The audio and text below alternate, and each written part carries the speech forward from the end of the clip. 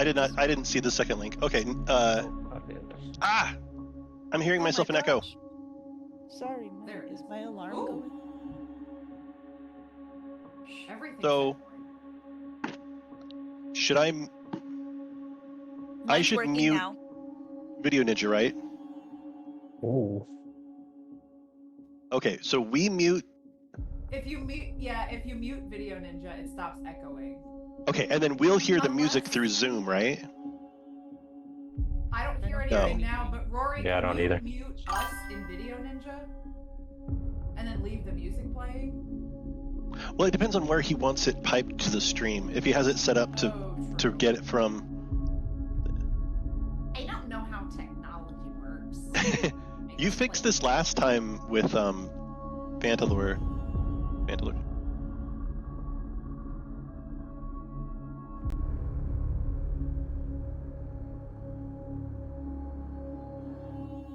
Oh, our stream is up. Oh, we're on. Are we on stream? We are audio live. You've gotta warn me. Did they catch the? Did they get my anecdote? Oh, you guys missed out.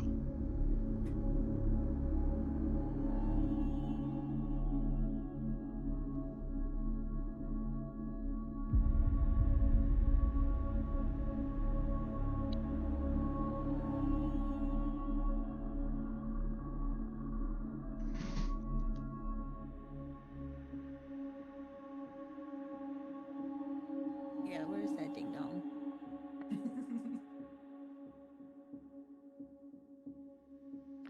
That's because I was sitting far away from my microphone. It will be much closer later, I promise.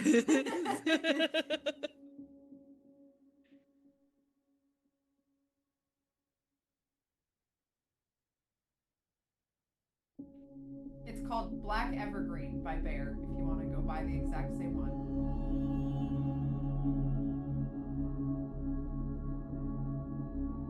I like the raw wood look.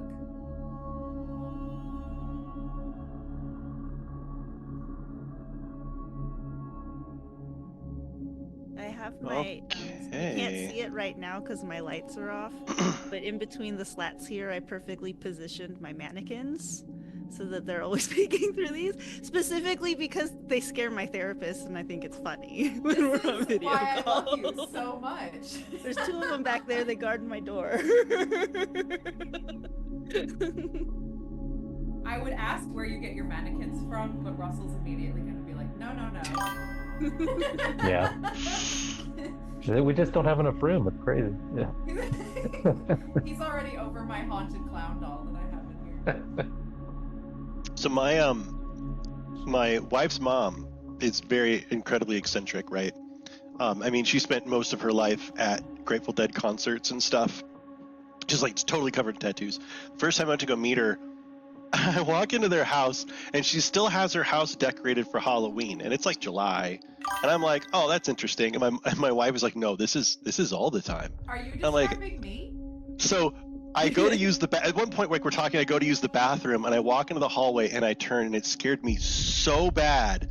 She had a fake, it wasn't a mannequin, but like a pregnant woman torso on the door of the bathroom, so it looked like the bathroom door had like breasts and like a pregnant belly. It scared me so bad. And then I went in and I sat down to use the toilet, and I look over and it freaked me out. She had like this weird life-size like clown doll thing like in the bathtub. That's so funny. And Sorry. they came out and they were like, oh yeah, that's who. They like all had names. Like the pregnant thing on the wall had a name, the thing in the bathtub had a name. But anyway, so you too could be an old lady with crazy Halloween house. Hold on. Okay, so I'm sure she's got a Facebook group or something that she's a part of.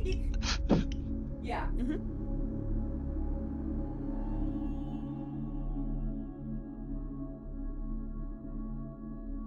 That's Daisy. And then No, just no. It's Wait. terrifying. what did you name this one? I found this one Cletus. at a thrift store. Cletus. Yeah, yeah. Did you not Russell watch? examined him and said that he's not haunted. Did you not watch Poltergeist when you were like 7, like the rest of us, and just get like totally claustrophobia? No, I was scared of the tree.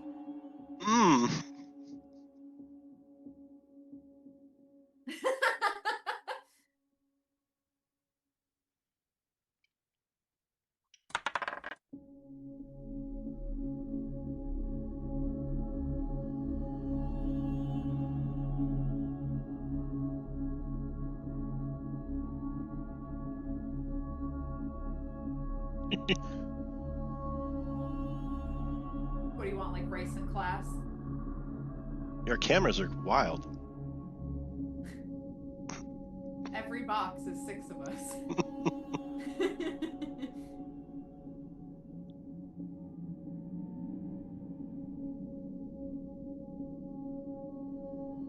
Sure. So I'm John Fuller, Demon Gun, kind of on the internet. I did Tailspire things for a long time, and I'm kind of up in the online TTRPG virtual tabletop stuff. I do have a Patreon. I'm not going to plug it yet because there's not a lot of content there. There might be in the near future. When there is, and there's something worthwhile to go look at, I'll let you know. I'm playing Gortong of Turok Maul. He is a dwarf. Who's something of an outcast. You'll probably learn his backstory through the course of the game, but he's kind of a really violent, degenerate guy. And he is transitioning from having lived underground his entire life and not even really seen the sun to being in a situation where he is now on the surface. And not only is he on the surface, but there's a whole lot of stuff going on up there. And so you'll all get to go along on his journey of learning what it means to like live on the surface and not have caverns and roots over you, and having to like be social and civil, maybe. Sounds like the Little there you go. Yeah. Oh, a part of your world.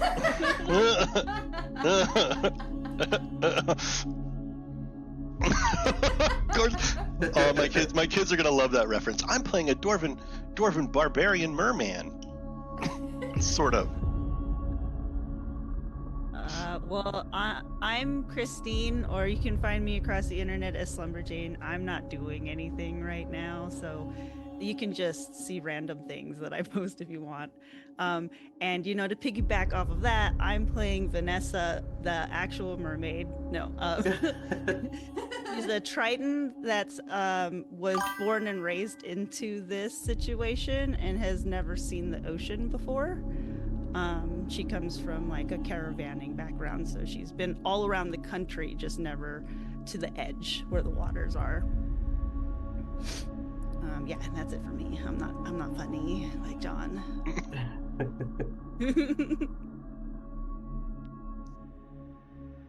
I'll go for it. Hello everyone. If you've been on this channel for a minute, I'm Taylor. You all know me. Formerly I'm a clown. This time I am not. This time I will be I guess I should tell you guys. My socials are the Barbarian Barbie, just about everywhere. I'm not really doing much of anything either. I'm here all the time. I'm doing disorderly dice stuff.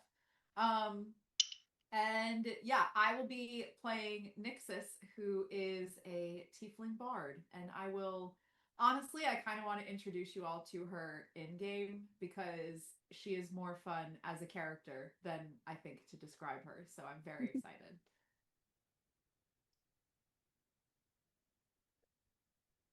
I can go next. My name's Russell. I am not doing anything either because I've also never done this. So I'm the newbie here, but excited to hang out with you guys. And I am playing Hungar, a half-orc druid. And he has got a little bit of a background in farming, but that didn't really work out too well for him and his family. So he kind of abandoned that and went for the druidic lifestyle. So he's going to go on a little adventure. My name is Mark.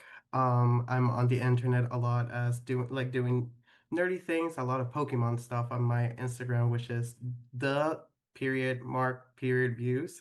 I have been playing D&D since I was like 19, but this is the first time doing it kind of like on stream, basically, at least with like a super hardcore group. I'm friends with most of the people in this, and I'm very excited, very, very excited. Oh, I also do art. I'm very artsy.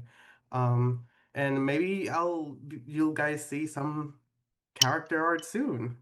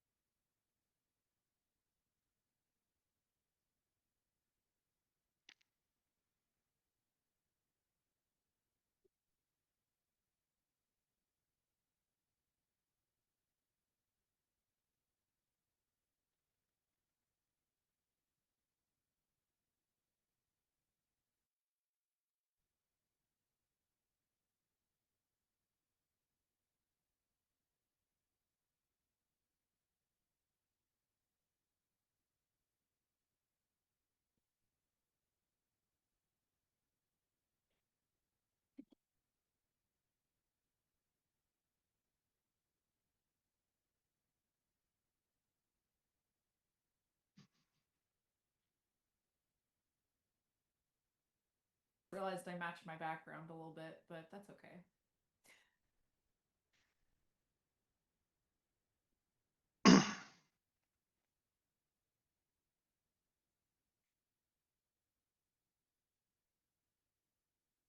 What do you guys want to talk about?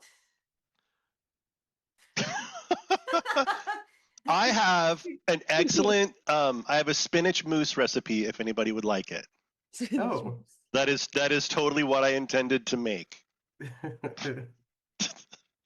You know, I bet that would be a great base for any. So, like, you know how with green smoothies, generally speaking, if you put like a lot of apples and pears and stuff in there, like you can't really taste the spinach. Like, I bet this would be a great base to like make a like fruit mousse of some kind. You know, if you mix Ooh, fruit into yeah. there, maybe the texture will remain or something. But And then it'll it's think- like taste like healthy a- mousse instead of chocolate and bad for you. I It's don't one of know. those.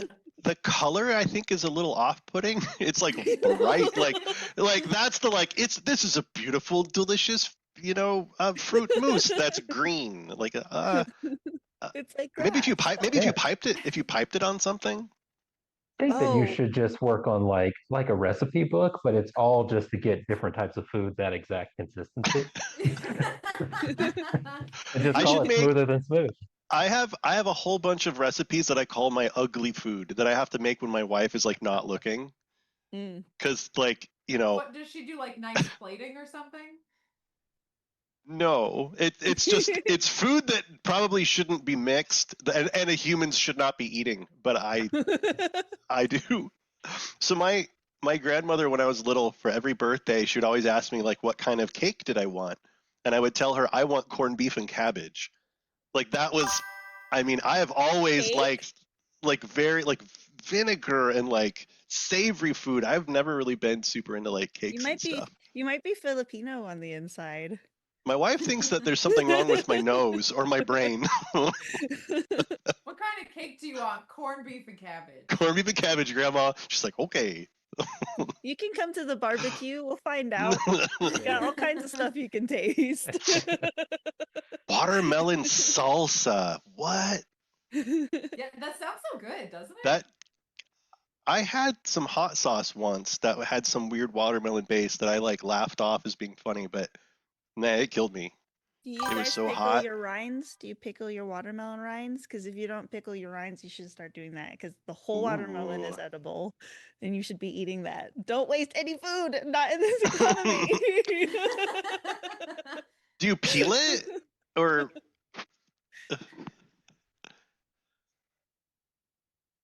Yay.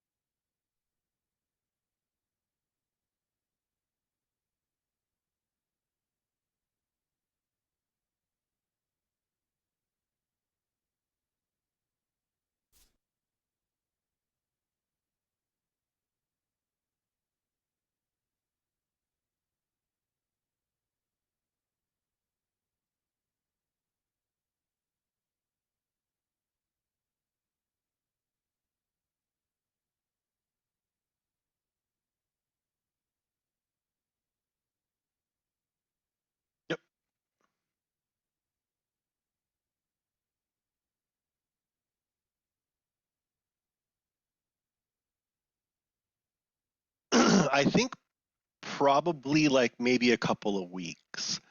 So like my eyes have adjusted, you know, I'm able to like get around. I know maybe like who's going to attack me and who's not, but I think I've probably just ran out of food. Like I don't know where to go to get food, and that's probably driven me towards like a larger settlement. There's no mushrooms around here. There's no cave leeches.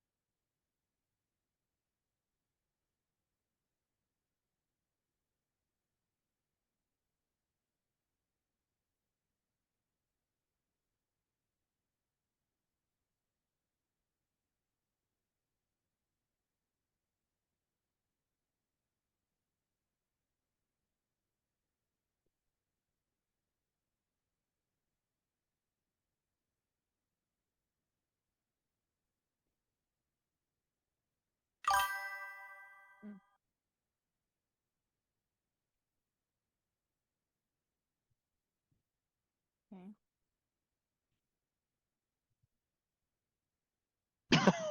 Is Rory supposed to be me? That's not what you want to see. The answer is no. I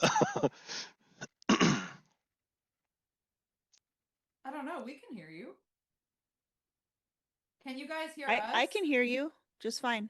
Wait, can we hear him? Let me unmute the stream or the video and then. Okay, talk now, Rory. Oh, now I can't hear you at all. Now, yeah, no, I can't hear him.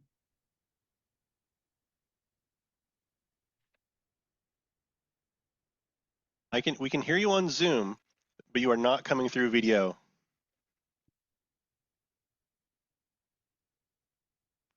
Yeah, we can hear you. on Zoom. I don't know if they can hear you. But you're not going through video. I'm pointing as if you guys can see the thing I'm pointing to. What about this? Did this do it? Can you guys hear me now? Mm-mm. Can you hear me now? Greyhawk. There's the Greyhawk Hawkeye. Do you have music going on video? No. Okay.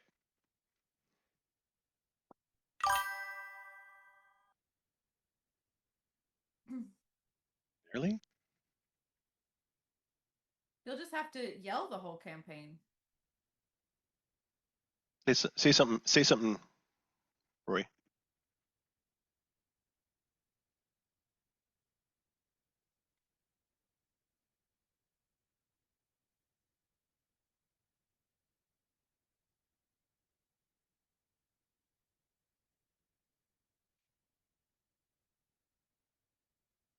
I don't hear you through video.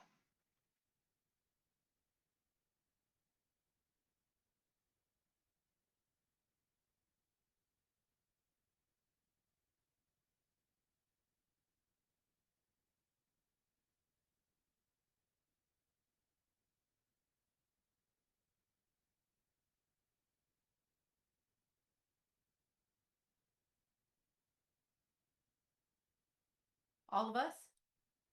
At once. Ready? Oh, I'm sure that was audibly pleasant.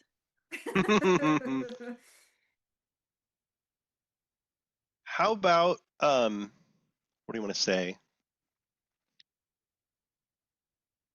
You want to go around and say how long we've been doing tabletop stuff, or where we live, or You How's the can't dox weather? me, John. oh, that's right. We can't do that anymore. Yeah. No. Our social security number, you know. Yeah. So Can we ask people for ASL? Is that still a thing that people do on the internet? we're not in Yahoo Chat. Come on now. So I've been playing since I was about 12, which would have been like 1992 or so. Oh my god. Wait, what? right? Yeah, I'm old. I'm very old. So I started with second ed. I found it at like the school library or something, and I stole it. I just kept it in like middle school or whatever. And I don't. I mean, it was one. I don't know that anyone had even looked at it either. But um, so yeah, I've played all through second ed and third ed and all that stuff. But uh, I don't. I'm at the point where all the systems are just basically the same. Like it's Yeah. all. I've min maxed and done all the crazy stuff so much that anymore it's like it's all character for me. Like it doesn't matter what the system is. But Yeah. but yeah, so I've been playing for forever. I have been playing since 20. Wow, I'm coming up on almost 10 years of playing D&D. I started playing in I think 2017 or 2018. And honestly, creating my very first dwarf barbarian, I think was a big reason that I was able to get through my first bodybuilding prep. Because when I didn't feel like doing it, I told myself that she was doing it. And that is how I became the RPer that I am, because I just You guys hear me like now? my characters. We can hear you in Zoom. Yeah. Oh, that should have worked. Here, just try again. Nexus sounds like they are using Uh-oh. sound. It says I'm using the right mic, but I can test it. I'm How does it pretty sound sure in you Zoom? guys can all of you hear me now. Now you are quiet. Who's quiet? Me? Oh, Me. wait. I'm louder than I was. You're kind of coming on. I can hear you. I can hear you or Rory, just quiet. All right. Okay, what about now? What about if I turn this up over here? How's this? Is this better? That too many knobs. Not enough direction. Much better. Awesome. Thank you guys for your patience. As I learned with the last campaign and my first time streaming, it's like 5 to 6 sessions for all the gremlins to finally go away. So I do appreciate your patience with that. Thank you, Lawful Let's Stupid. try to get And thank you, closer Tom, to for your my help. microphone. But same as always, and I'll turn you guys up too. That might help for you, Taylor. If you guys ever notice anything, we love the feedback. If something's wrong in the audio, we want to give you guys a good experience as well. So always feel free to say something. So Oh, you should always watch out. Sometimes Rory will start a stream and the title will be like "Don't watch testing the audio." You should join never. right then. I never do that. That is your cue to participate. That is super true though. Yeah. All right, so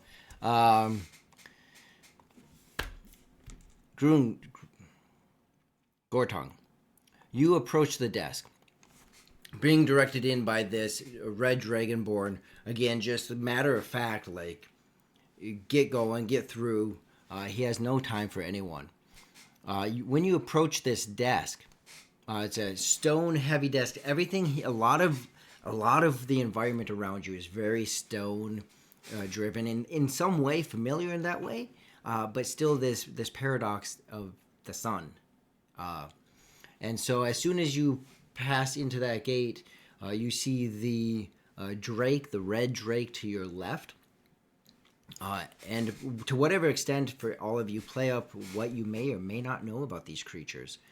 And then in front of you, there's a man on the other side of that table. You've seen him checking as far as paperwork to be able to enter different. He's asking them different questions, and you approach that table, being this is your only means of entering into the city.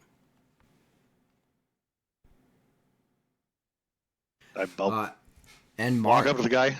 Yes, and Mark, go ahead and introduce your character. So my character name is Serul. He is a half elf. So you see him, he has like long black hair that has like half up in the back, kind of like a little ponytail going down over his shoulder. He has like black robes that have some like red insignia based on the district that he's working on. He has some scale markings on his cheekbones and over his brows. This kind of indicates that he is half elvish, and maybe there are some draconic in his blood. He seems like he's very focused. He's, you know, you are free to go. Next. I'll trudge up. Hello. Hey. He kind of eyes you up and down a little. You're not his usual. I don't know if Cyril in per se has interacted with Dwarven directly. So, state your business. So, Gortung, when he walks up, you probably smell him. Like, you probably, like, been smelling him in line, like, as he's approached. He's wearing, some, like, kind of tattered clothing and some, like, a long chainmail above it. It kind of goes down to about his knees. He's very wide. I mean, just, like, massive arms and chest. And you see spots where, like, the ratty clothing is worn away and the chainmail is, like, actually kind of, like, just kind of, like, grossly sticking to his skin in spots. His beard is kind of, like, matted. And there's, like, just kind of snot, and some, like, blood in it. And, and he says, yeah, I'm guessing there's food in this city. I need some. Oh gosh. So I smell. Yeah. Okay. Work or something. Do you have papers? Do you have papers and Mark's classification? And he kind of like feels around. He pulls out a pouch and he opens it, and he pulls out like 3 really fat white wiggling grubs and like sets them on your table. And then he kind of like empties the pouch out, and it's just dirt. And he's like, no. And he kind of like, is this enough to like get me in? And he kind of like slides it towards you a little bit as if it's a bribe. I grab like the book that I grab the book, I go shut it, I go like literally like just brush it back towards you, like no, it's fine. Looks around, and then I don't have any papers. I came from Turok Mall. I believe you. And he Cyril then looks around. He probably like gestures at someone that's and kind of like whispers something.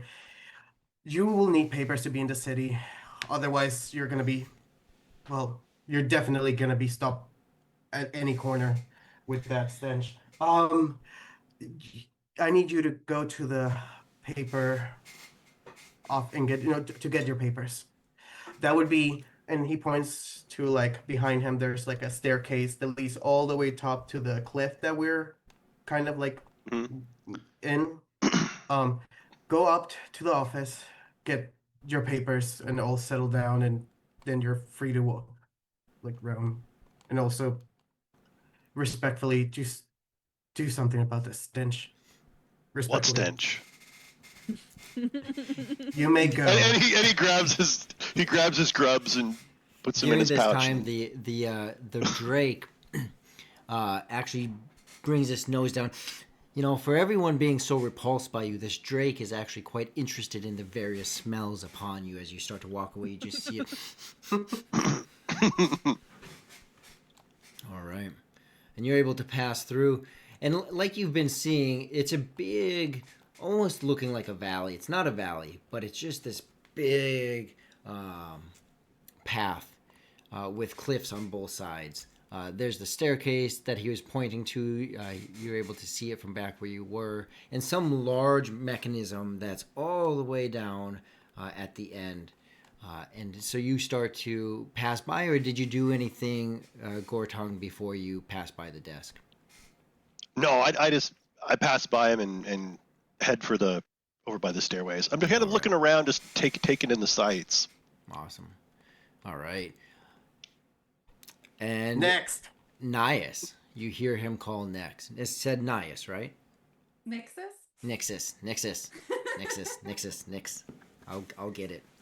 All right, Nixus, you walk up, being at this point, anyone in the line, if you make it this far, it's kind of like that point in which the tattoo gun has just touched your arm, and you don't really, like, you could turn away, but I mean, who turns away after the first Nix? So, you get it? You see what I did there? Anyways, you walk up to the desk. Cyril, darling, how are you? Finally. A She- pleasant sight. She digs through her giant leather green pouch on her hip and starts just like pulling a bunch of, there's like confetti and glitter and like a bunch of just trash in it until she finds her papers and slams them down on the table. You know, I know it's customary to show paper, but I've seen your face. Thank you for following protocol. I do like to think this is a face you don't forget, so. No one can forget you. The Red Dragonborn looks around the corner. Ain't no stopping the procedure. You know she's got a mark. Check it. Oh, May I you're see no your- fun. May I see the mark? She hands it over. I inspected. Everything. Everything's... Yeah. I give it back to her. Be like, you know, you kind of owe me a drink now. Well, that's why I left. I was picking up supplies because I swear every night we get eaten out of house and home. So we're all refreshed whenever you want to come by. Ah, absolutely. Thank you. She gives him a wink, a little pat on his head, and skips away. A few more travelers pass through the gate at this time, and there seems to be just a tiredness that's in the line of people, and it's just for at this point for Surreal, it's already been a long day. But a few more pass through that line.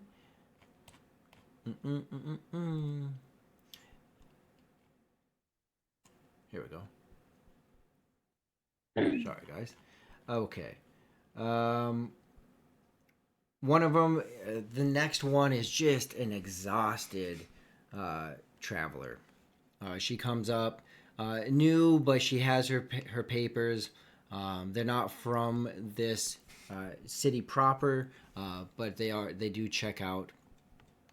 Another one passes through, and it's a mother and a child, and this whole time,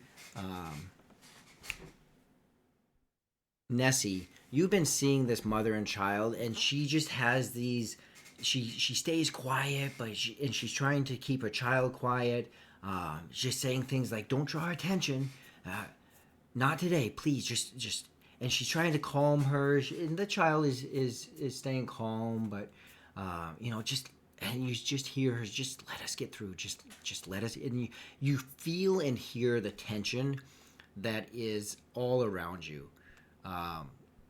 No one walking through this gate is walking through it like it's something enjoyable or easy or stressful.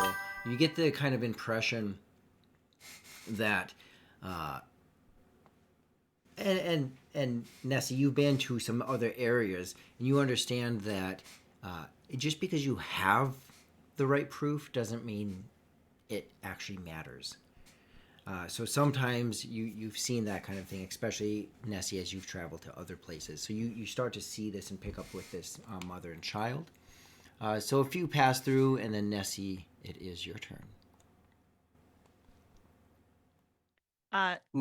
So when Nessie approaches the counter, you see somebody who is, despite how hot it is, like completely bundled up. Like no skin is showing. Just in general, she's very sensitive to the heat, so having that covering over her skin's for the better. And she pulls down, her scarf and her hood off, and already has her papers out and sets them down on the table and slides them across to the elf on the other side. I'm not looking at you. I go like, thank you. And he'll see like she has like these crazy orange eyes that are kind of like goat eyes, and she's just like looking at him, but like with no real expression, just kind of waiting very patiently.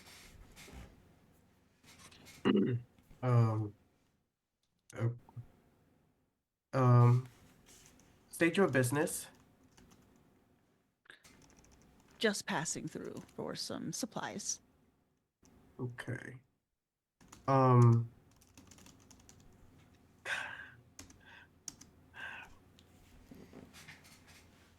At him. Okay. Have you been through here before? Oh, yes, many times. Mm-hmm. Well, sure. I'm still very skeptical, so I don't know if I've seen someone. I'm not telling her this, obviously. I'm saying that I've seen someone with her traits. Also, she seems a little bit suspicious, so if it's okay, would you mind making a bit of a before you walk into the city? It's just a protocol. You're gonna head to a building called the Truth Center. It's basically to kind of verify more information about you. As you can see, there's a line behind you, and it's very long. We do this every now and then. I think that you should definitely go there. She kind of smiles and holds her hand out for her papers again and says, "Sure."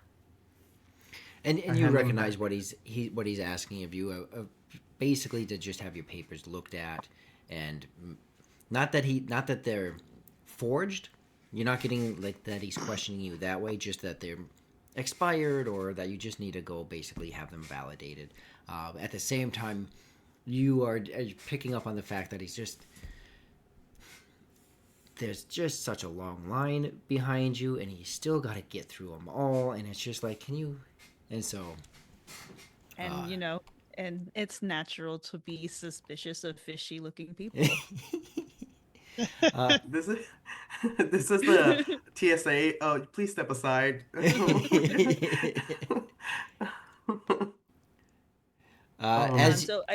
She'll pull her scarf up back in her hood back down to kind of protect from the sun as she moves through the gate. Yeah, as you begin to finish passing through the gate, the red dragonborn there, you hear him make a snide comment. Well, roll a perception check. He's not necessarily hiding what he's saying. Perception, you said? Let's see. 11. Like I said, he's not really hiding it.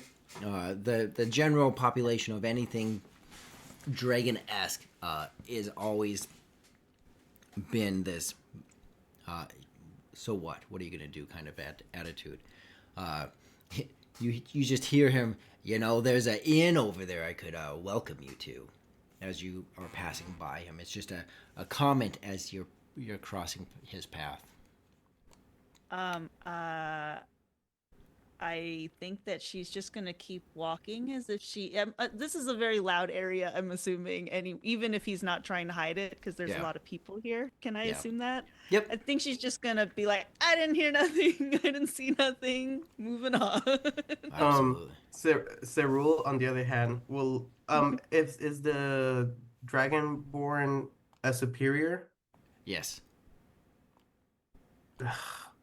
I was gonna say in Draconic, I was just gonna be like something along the lines of like, "Sir, I think you should look at this," kind of like to like distract him you from can. her. But I would just be like, I'd be like, "Yeshtak, look." He looks, he like, he was gonna say more, and he looks over to you and is just like confused because what you're showing him he wouldn't need to look at, but it got his attention. I would be like, no, I was gonna kind of basically be like, it's time for my lunch break soon, and All I know is I now have to figure out how to speak Elvish and Orc because my Mark just came up with a whole I draconic language. I make noises. I make noises. He comes over and his claws tapping on the desk, and he just this guttural speak back to you, and in essence, it's shut up, do your job. I'll feed you when I feel like feeding you.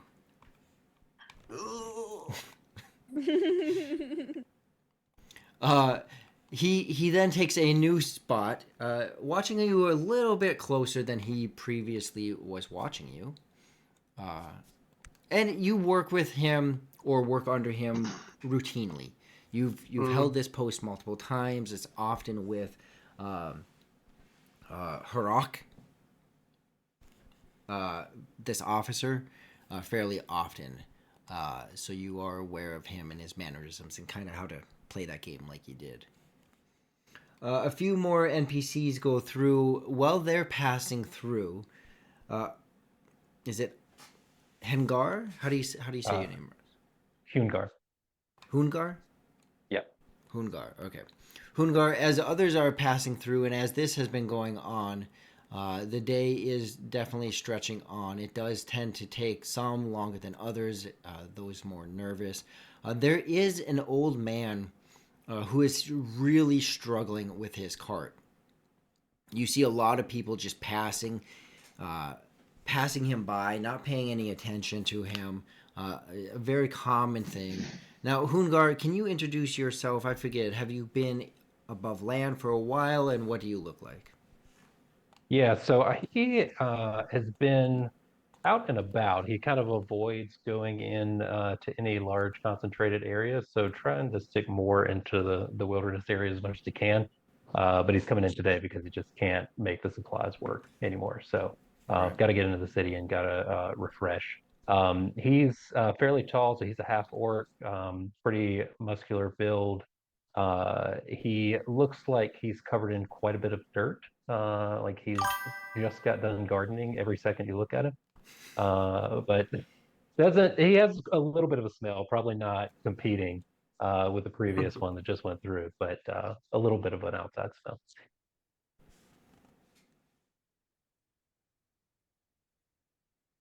All right. So next to you, as these other individuals are going through, you do see this man.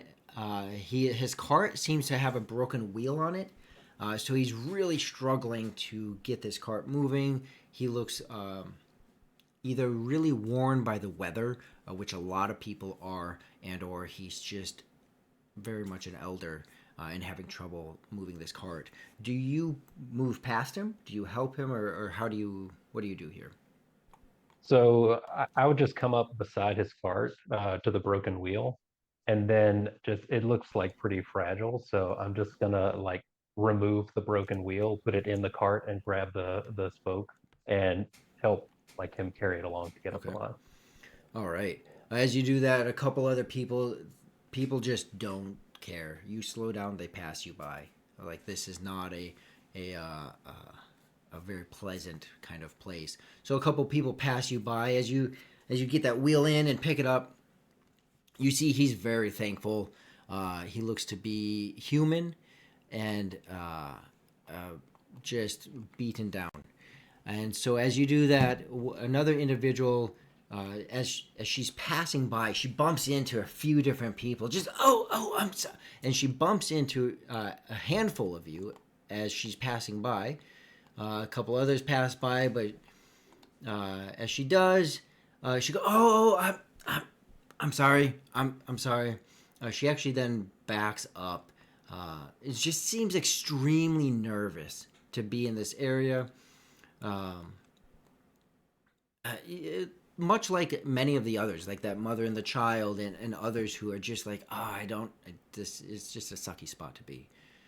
So a couple others kind of press in, but then you're able to get that cart moving forward. As the others make their way through, you and the other person are able to make your way up.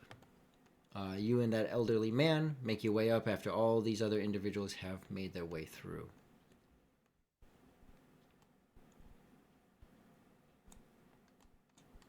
And the Dragonborn gestures to you like, come on.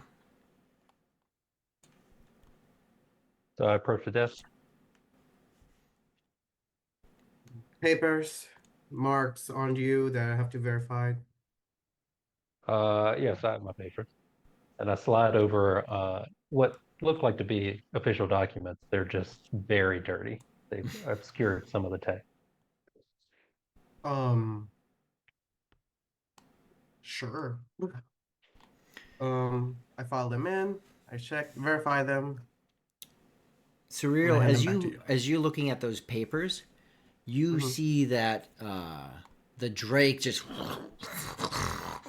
and his muzzle gets real close to you, Hungar, and just the Dragonborn begins to become very at attention, like very alert at his presence. The item on the desk, you've actually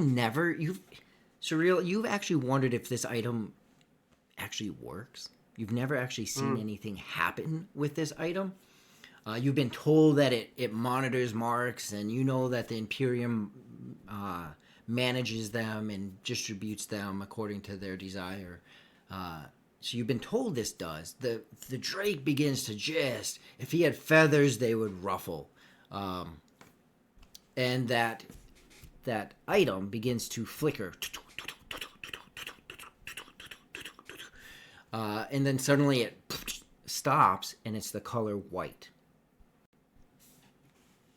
And the Drake is again, he's just smelling, snorting, his nostrils right next to you, dripping saliva onto you, Hungar, and the Dragonborn is very agitated. What do you do? Is the item that was flickering, was it on my end or was it on his end? The item on the table right here. Oh, on the table. Yeah. That's what's would I know? Do I have to bring out the manual to, or am I very aware to be like, oh, this works? Like what does white mean? Right. So you're aware that what it's doing is sensing marks, and marks being, for all of you out there, marks are essentially like dragon created magic focuses. Right. And so they've created these magical focuses to provide to people or sell to people. And so what this is doing is checking the authenticity of that. And it always just stays stagnant. You've never seen it, but you know that, or you've been told that, if something happens, if there's a fake mark, I keep saying mark, I mean spark. If there's a fake spark, then it would indicate that. Or if it's a spark of a different location and it's not been registered, it would indicate that. So you're gathering that either it's fake or it's from another region and not been registered. And I don't think, and you can add, so the questions start going through your head of, okay, well, I never asked for a spark. Should I ask for a spark? What's this guy? Blah, blah, blah. Where you come from, if I may ask? I wouldn't say that I come from anywhere in particular. I tend to roam quite a bit, so. And do you carry any sparks with you? I have an older one, so it might need to be checked out. Yes. May I? Sure. I inspect it. It seems legitimate. Okay. When you look at it, everything about it comes off correct. In this case, would I say that it has to be registered? Like I would have to register. Like he would have to take it to get registered. Yeah, you would. That would make sense to you. Yes. All right.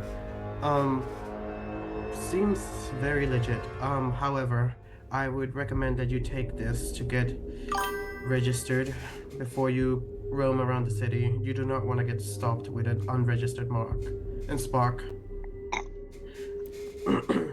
Understood. All right.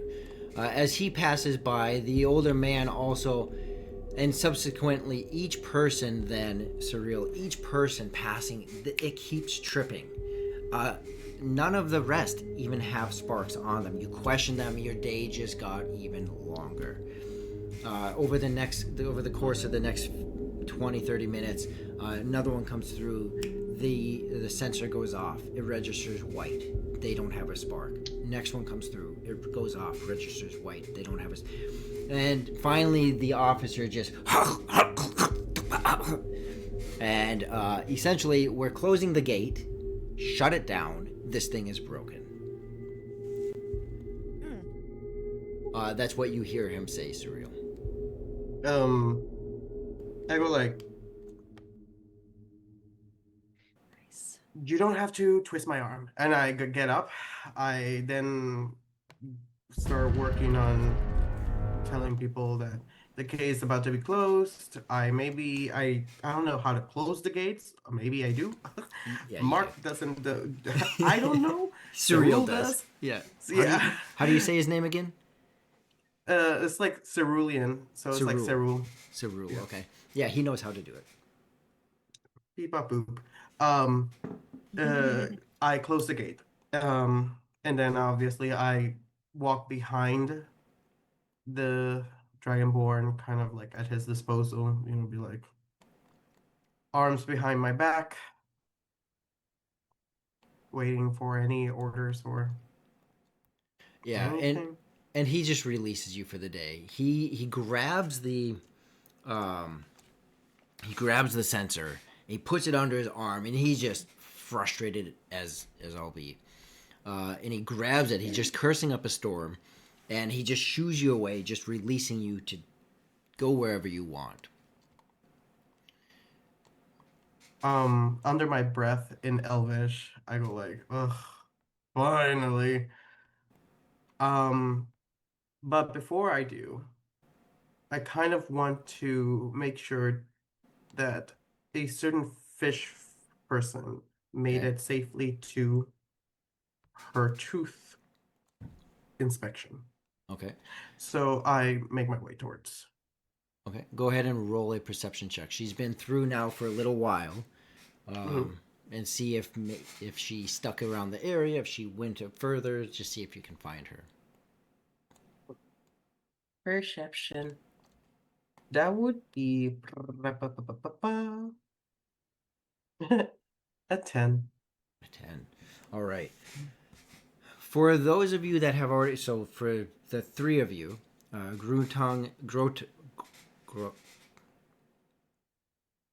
say it. Gore tongue. Gortong. It's like Gore. gore and Yeah. your tongue. Right. Gortong, you're the first one through. Did you stay around watching the gate? Did you go into the city? Did you go up the stairs like you were instructed? Or what is your plan? So I just marched up the stairs or wherever the guy told me to go. All right. You head up the stairs. As you get, and it's been a little while. As you make your way up, you actually see that there's another Drake and a Dragonborn and a large building up there. Clearly marked that this is the Oh dang!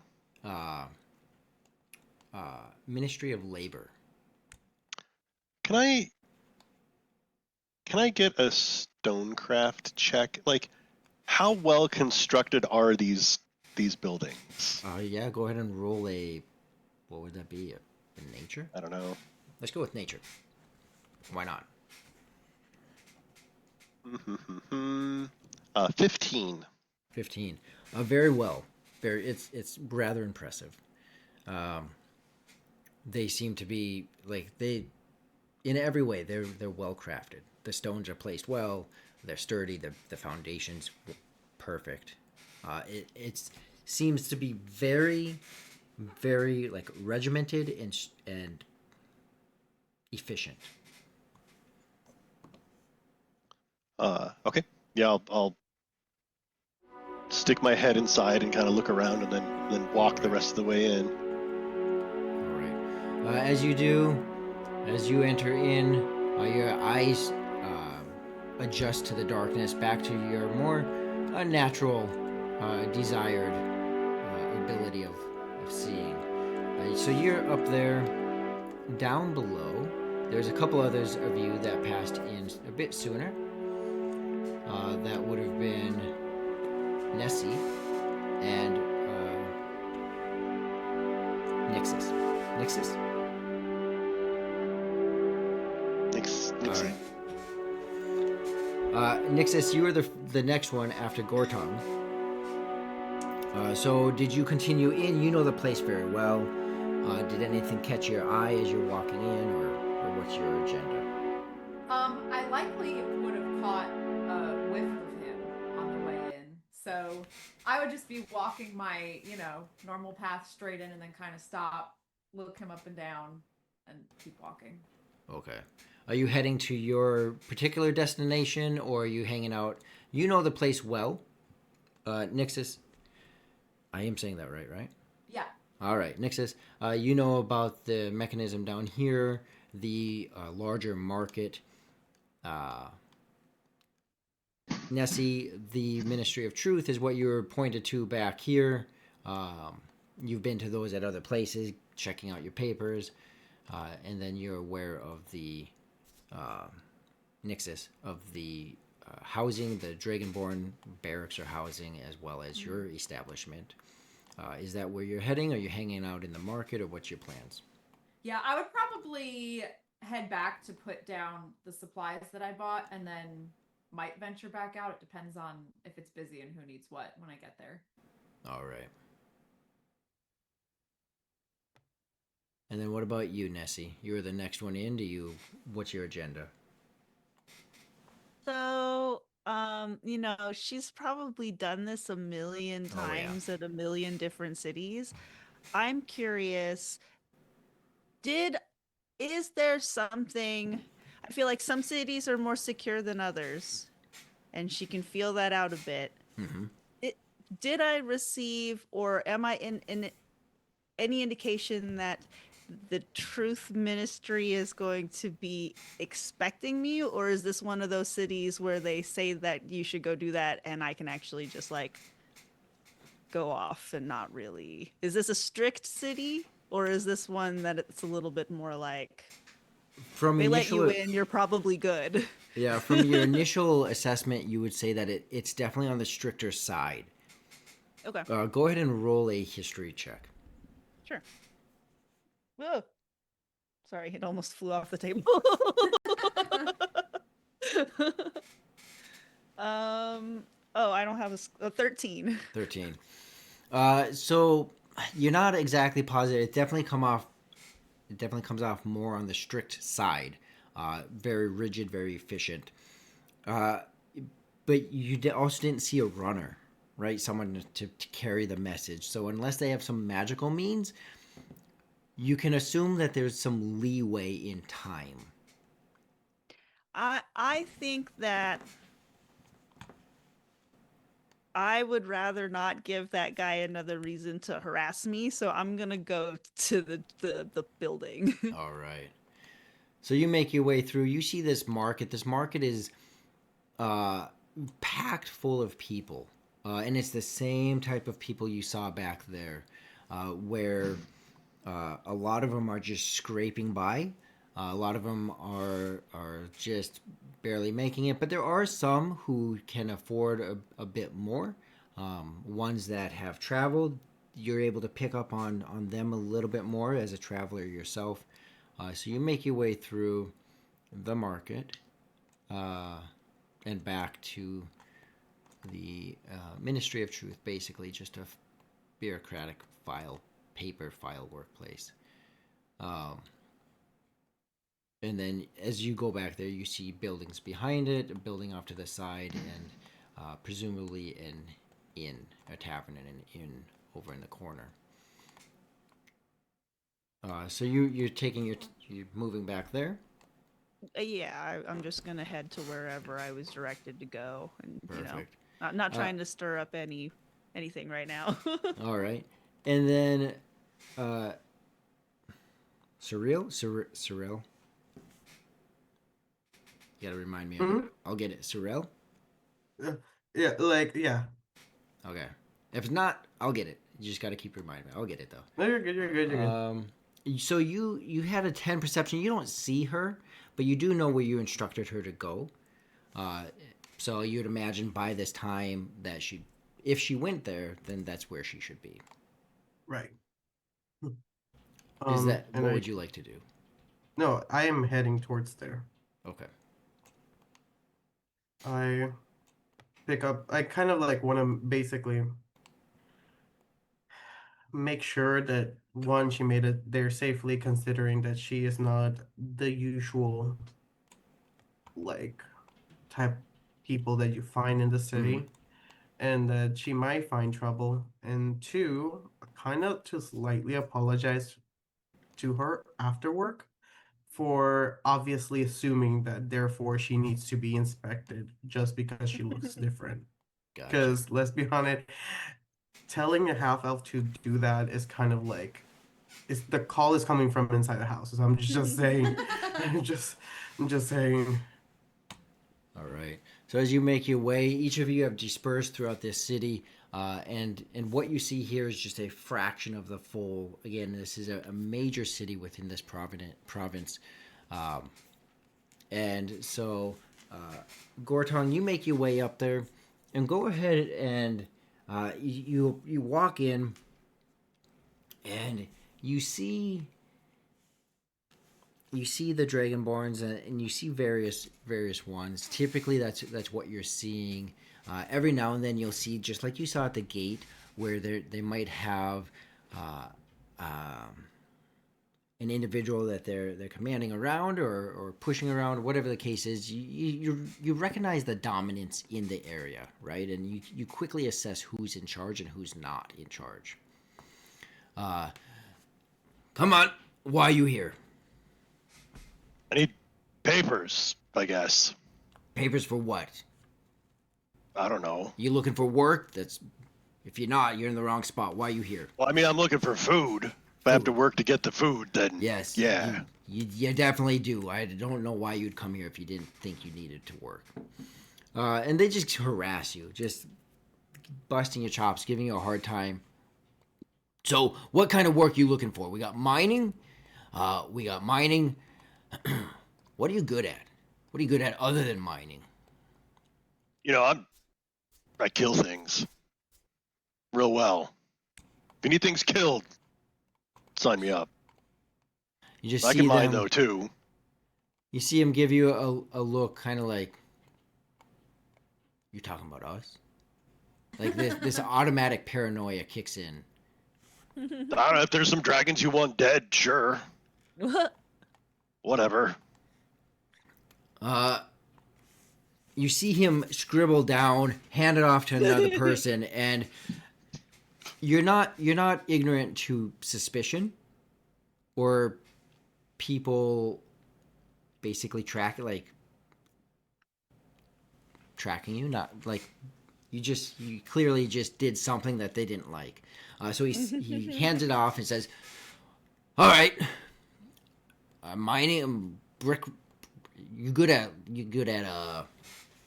cutting stone?" Yeah. All right. Well, we got the place for you. He hands you a paper. There's a place down by the market he explains about that they're still trying to excavate out, and says, there's probably a good week's worth of work. Go join the crew over there, and whatever. Stay out of our hair. All right. So he essentially gives you now permission to be here as long as you show up for your job, work the job, listen to the superiors, anyone basically that is of dragon lineage of any sort. They lay it all out because they clearly see that you are. So that's all how all Something's this wrong goes with up here. The dragons just rule everything, and that's how it is. Why would it be any different? Because it's not like that in other places. That is exactly what it's like everywhere. Where are you from? Oh, Under a rock? No, you're wrong. Well, yeah. And he is just puzzled, like, what? Like, quite seriously, he fully believes everywhere, like, the concept of living under the ground or the Underdark is absolutely foreign to him. It doesn't even dawn on him as a possibility. He's truly, utterly confused by what you're saying. I don't care if you understand or believe me. And I turn around and walk away. And it's one of those surreal... I'm not your dad. Figure it out, man. I'm going to go do some mining. One of those surreal moments where basically you get away with everything you just said because he's never encountered such like a blend of what feels to him like absolute stupidity and audacity at the same time.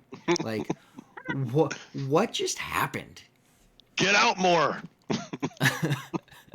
So you're able to make your way down back down those stairs, and there's a lot of stairs. This place is massive in size. You make your way back down, and and you see this fall like 300 feet. You see this mechanism, and each of you that have walked past it, Nessie, you saw this as well. What is that? I think if Gortham saw that, I'm headed there. What? And what it is that thing? all about red dragons. If you are interested to stay, you can. And it just talks about the power and the strength and the perfection of fire and red dragons. And is it literally speaking, or is it like words carved on a or wall? All illusionary type of looking. So you see like red dragons fly, and it talks about the great red flame and pure obedience. Just like, oh, that sucks. It's just you definitely draw the eye of a couple people. Oh, that's really too bad for you guys. Oh man. Surreal, you catch up to Nessie as she's walking out. Nessie, you're able to go in. You're able to navigate that. You've done it before. It's just updating your papers. You encountered roughly the same kind of environment inside, but you've navigated those waters before. So as you walk out, you actually see Surreal come back up to you. You see him approaching you. Oh. I think she kind of like casts him a glance, but I don't think that she registers that he's like walking to her, so she starts to like walk past him. I immediately turn. Excuse me. Oh, she'll stop and turn around. Damn. But she's still kind of like she's covered up, so really all he can see is her eyes right now. I go like, just wanted to make sure that everything went smoothly, and she like holds up her papers and like waves them. Ah, marvelous. Them in her jacket. I go like, marvelous. I also would like to deeply apologize to you. It came off very weird, you know. I go like, everyone that doesn't wear red scales from birth tends to have a harder time in here, so just kind of wanted to make sure that you were doing well and that no one gave you any trouble on your way here. Not so far, she says. Oh, good. If you need a place to kind of like get your ground, check where everyone is and anything, I know just a place, and probably just the right person to talk to. She is memorable, and she will probably let you know on all the insides and out of this place, particularly for people that, well, are different than Dragonborns. What did you say your name was? Serul. Serul Drakon Raj. Vanessa will hold her hand out for a handshake. I shake her hand. And she'll say, "You can call me Nessie, but what is this you're talking about? Is this a job you're offering me?" No. Just kind of a place for you to like gather yourself, like grab a drink, get some food, maybe even talk to someone that is not a condescending. Yeah. Right. Yeah. So if you want intel, I know just the person to talk to. She's very lovely. Well, why don't you lead the way then? And she'll kind of like sweep an arm out a little bit. I put my hands to my back and we're like, follow me, and I head to the nearest tavern, which I forgot the name. This is a cool. You head over to the Crooked Step. Yes, thank you. How many taverns are in this city? Or is it a large city with a lot of taverns? 25.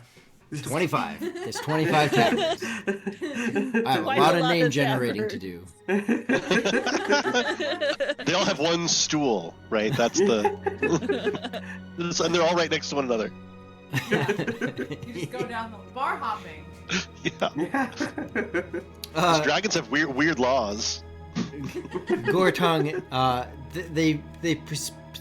everyone, they specifically prefer, stuff like Fireball and those kind of very spicy drinks. Nice. Gortung, go ahead and roll a perception check as you are checking out this mechanism with all these illusionary type of words and images and the glory and grandness of everything that is Red Dragon. 10. A 10. All right. It is not overly hard because of the way that the market allows them to leave. They do pass by you as you see Nessie and... Man, I am going to mess up your name for the rest of my life. Surreal? That's not right. Cerule, like blue. Cerule. Yeah, Cerule. Cerule. Cerule. Cerule. Say rule. You see them pass by you. Do you continue to look at this? Do you travel elsewhere? Do you follow them? Like what? How many exactly? How many non-Dragonborn are here? Like in this square, for example. In this square, I mean, there's a decent amount. You definitely see the overarching force of power, whether it be the various different drakes that you've seen, especially as you went up top. You do see Dragonborns that are scattered throughout. But there's still a decent amount. A lot of what you see are individuals either pulling carts, doing some kind of forced labor, whether that's over to the side where you see the two walking, you see where your designated workplace is, where some stonework is being broken apart or stones are being broken. Within the market, just taking a look from the outside, there's a lot of them that are working the market. They all seem to be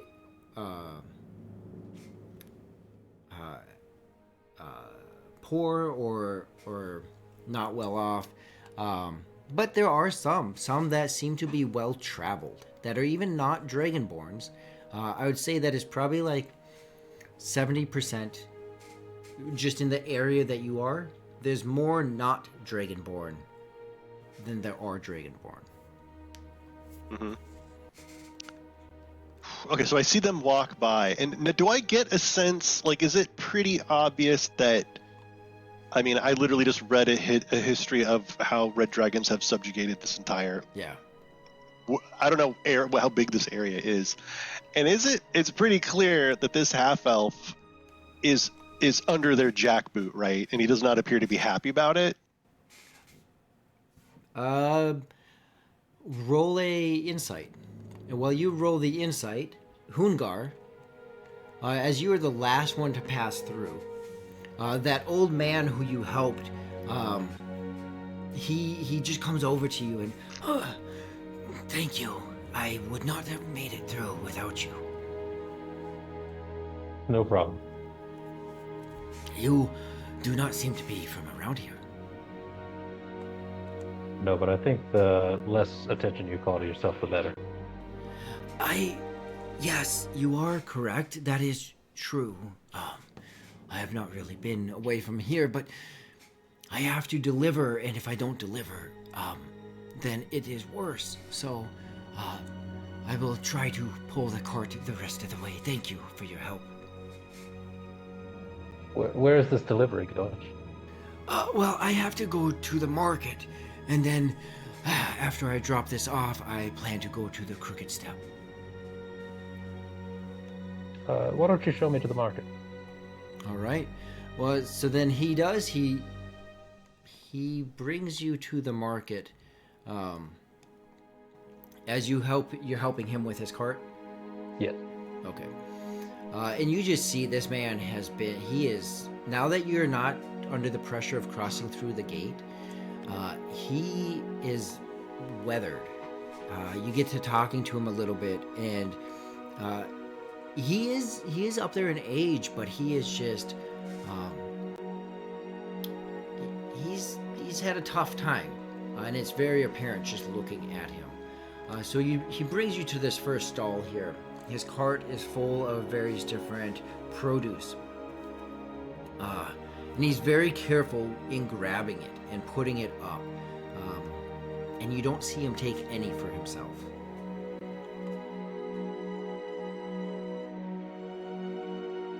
How long have you been doing this here? Oh, as long as I can remember. I came here on a hopes of traveling somewhere different, but it was no different where I came from, and I needed work, so I got the papers I needed to work, and I just can't seem to get out of this. So, I don't know. Years become pointless after so much time. I'm guessing 25 years. I don't know. It's hard to tell. I remember being a young man when I came here. I don't know. I don't really know. Don't you ever get the urge to leave? Leave where? What is anywhere but here? Here there's at least, even if I have to. And he points over to just a rock that, like the cliff that has a little bit of an overhang. Even if I get to sleep under the rock, at least I have shade. There's walls to keep the creatures away. What is... And he doesn't even, like, comprehend the idea of something beyond here anymore. What I know in this area, so like I have this spark that seems to be maybe not on the up and up. Would it be something that I could use as currency somewhere in this place? You would know in the process of gaining a spark or obtaining a spark, that you had to follow particular. You would know, and many of you, except for Gortog, would understand that as you listen and socially do what you're supposed to do, that you gain marks. Marks are your social, like your golden star, right? And then you can use those to buy the sparks. The sparks allow you to cast magic without some kind of negative effect or wild magic. So you know that, yes, you could utilize it to make a trade. However, that would oftentimes it will trace back to the person. Like it can be done, but it's very rare that people do, especially because those who have sparks, you're running a risk casting magic without it. Got it. So I think that I would inquire upon this old man just to see is it possible that I could just help him with his tasks, stay a little bit off the radar, but then maybe get a few rations from him as payment. well, I would not deny your help. I can't remember a time when anyone has helped me before. Maybe in the beginning, but perhaps I could. And he pulls out a couple coins from his pocket, a couple tin pieces, saying, "Well, I can afford to buy a couple items for you if you help me. I can pay you." And he'll go to pay the remaining couple tins in his pocket for a couple pieces of fruit for you if you're gonna help. I'll agree to help. And so he pays and gives you a couple pieces of fruit, and you see him rub his pockets like, okay, all right. And so you're able to help him unload his wagon, which for you is a very quick job. Saved him quite a bit of time. You can see that he's very weak and very fragile. Now he's broke. You could have said no.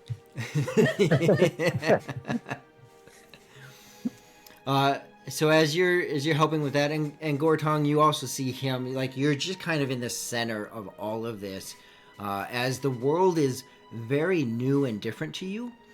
You're taking in the threats, you're taking in the normalcies, you're seeing these two individuals cross by your path, and then this half-orc, right?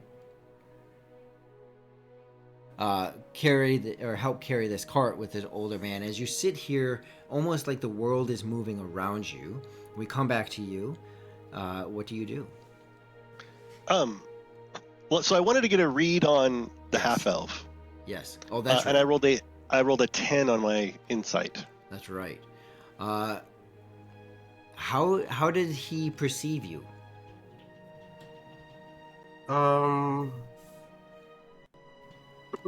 I would say like just like a guy doing his job. Like I had a very pungent reaction to his smell, but like I feel like 90% of the interactions always starts with a ugh, and then but no, he was just doing his job. I think that like I just see a dwarf. I don't know if I know about dwarves and how they work in the Well, I'm more curious about what did Gortung perceive between you and that Dragonborn guy? Oh, like is there like a palpable animosity? Is there like a, you know what I mean? Like a disdain between, like, do you hate doing what you do? No, I mean, I would say that he definitely noticed, like, kind of like whenever a manager comes over and we are gonna be like, oh, it's okay. Hi, Tom. Yes, I did email Sarah. Yes, I know the appointment is, the meeting is at 12. Okay, bye, thanks. That's literally, I didn't definitely know, not like I want to murder him and his family. Yeah. It was just, he's annoyed. That sounds so much like my time working in finance. Yeah, it's just like, oh, Tom's coming. Oh, hey, Tom. Look busy. I'm doing business at the business factory. Yeah. Look, I'm paperwork.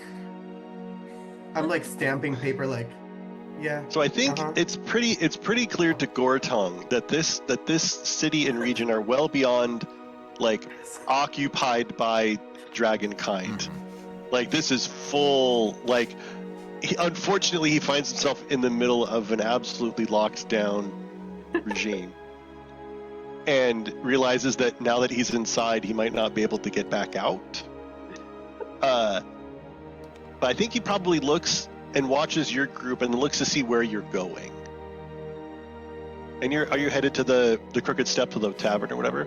Okay, at the point where Gordon sees the tavern, he's gonna take his orders and just like wad him up and just put it, like shove it in his pants. And then, in the interest of like probably trying to see if there's food or something like at this tavern, and also being around other people who aren't Dragonborn, I'm gonna kind of follow that group. All right. And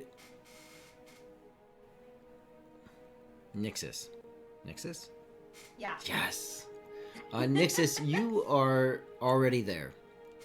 Are there people on my roof? Yeah, it's like a I feel walkout. like that tracks. It's like a you've been there a short time. By the time they arrive, is there anything in particular that you've done before Cerule and Nessie walk in? She would probably be helping her barkeep kind of serve real quick since she's been gone picking up supplies this whole time. So she'll tiptoe on in there in her little heels and get behind the bar.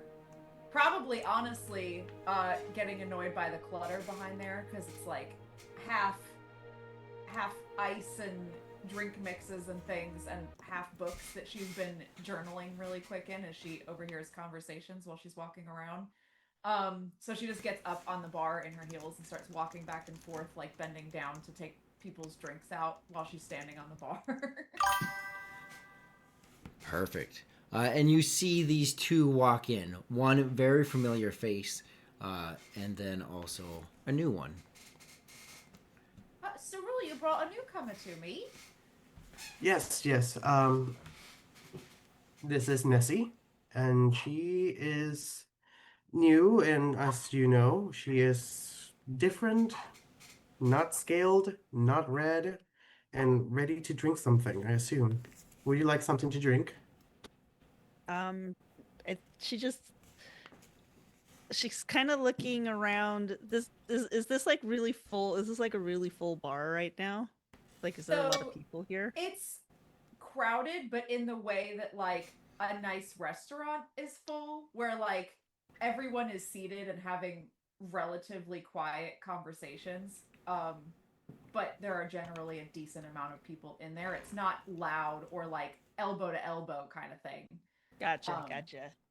Yeah, so there's space to move around, but like a lot of the tables and chairs and things are filled.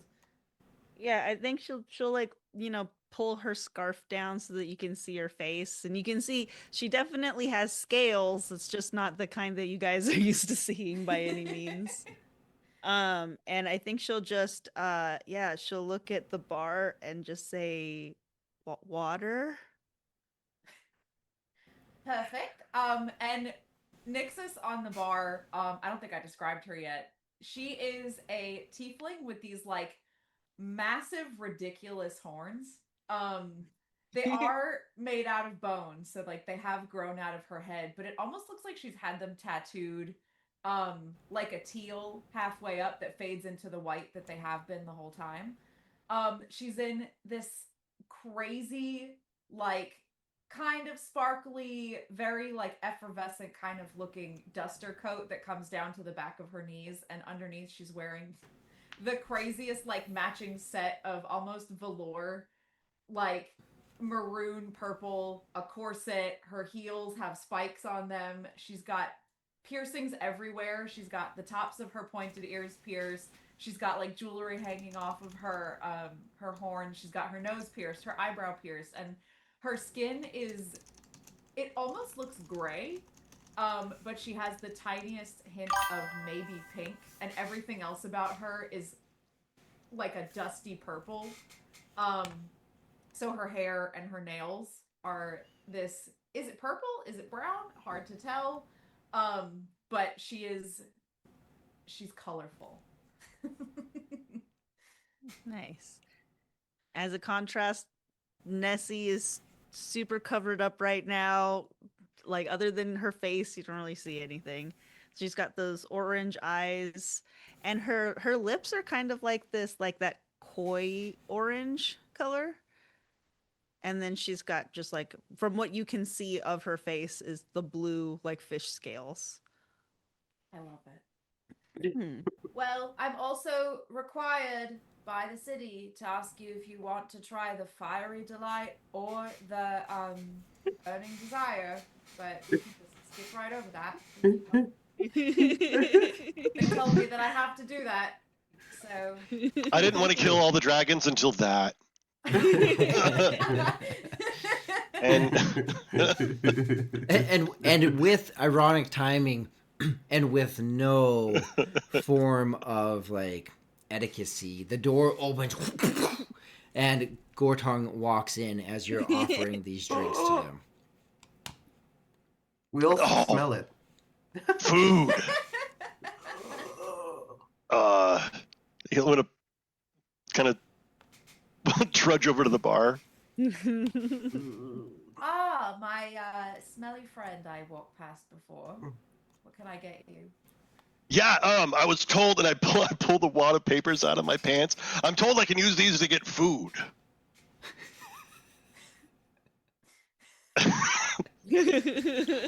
Right? I think that's what the guy said. You know, she comes off the bar, and I'm just real hungry. You're a dwarf, right? Yeah. She'll hop down off the bar and like kneel to get on your eye level, and she will basically stare directly into your soul for a second and just.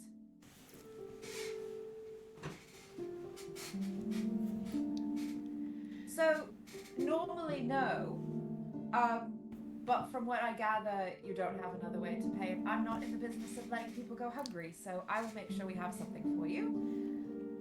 And to my new friend, food for you, or just the water's fine? Oh, food would be great. I think she's confused at the hospitality. And she kind of like tilts her head a little bit. It is like, food would be great.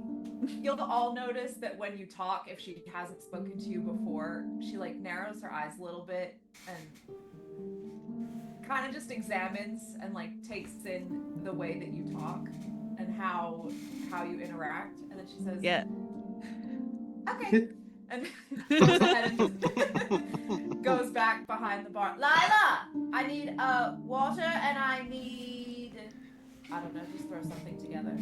You're not giving someone else something free, are you?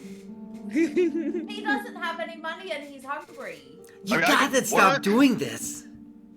I could work. I just, I'll pay it off somehow. I'm not going to make you work for like some jerky and some old cheese. Pay it off. He can work it by taking a bath. That is true. I second that. Would encourage that. I agree.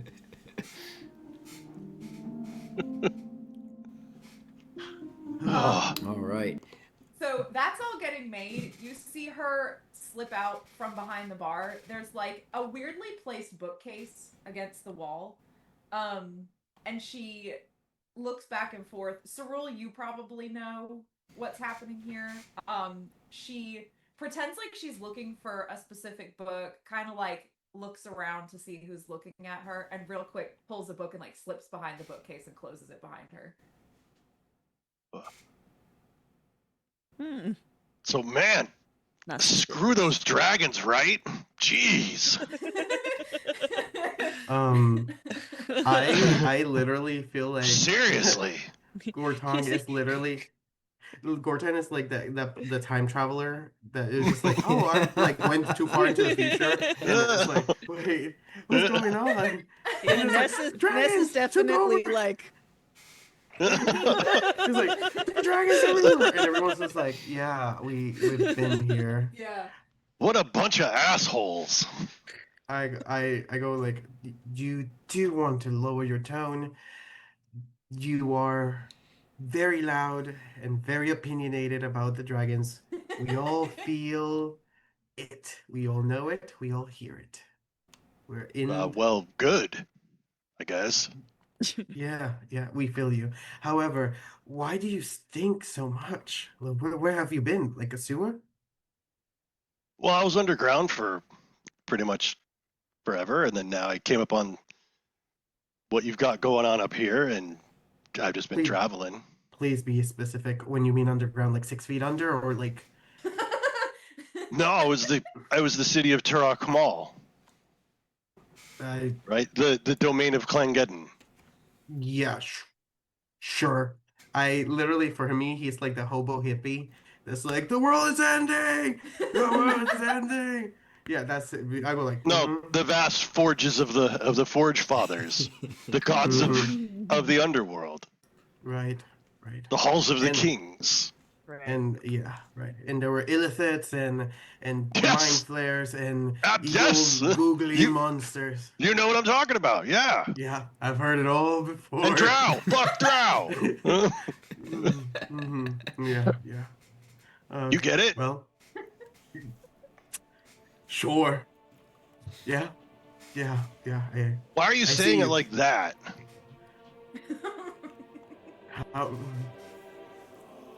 Because it's really hard to listen to you when I'm also can hear your spell. Like, you do not believe me? Do I believe him? Probably not. No. He pulls back a bunch of his hair, and you see where, like, underneath in his scalp, there's a big long spot where there's no hair, and you can distinctly see the outline of what would be a tentacle, like with sucker points on it, like on his head.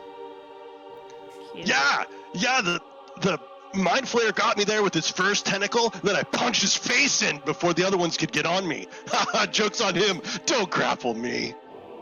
I want to hug him so bad and be like, there. But Oh, those were the days. Nixus pops back out really quickly from behind the staircase, and she's like pushing a shorter, kind of younger looking tiefling in front of her, and she just pats her on the shoulder, hands her like a little vial of something kind of shiny, and says, "We can just talk again next week." And kind of ushers her out the door and comes up behind Gortong and says, "Delusions are okay as long as you have self-awareness that they're delusions, you know." I only got like half of that. What? Delusions. Like, if you're having delusions, as long as you're self-aware that that's what they are, it's okay to have them. Delusions didn't tear my scalp off. Have you? You've never gone to war in the tunnels? None of you. She points to her nose ring and her eyebrow ring and then her outfit.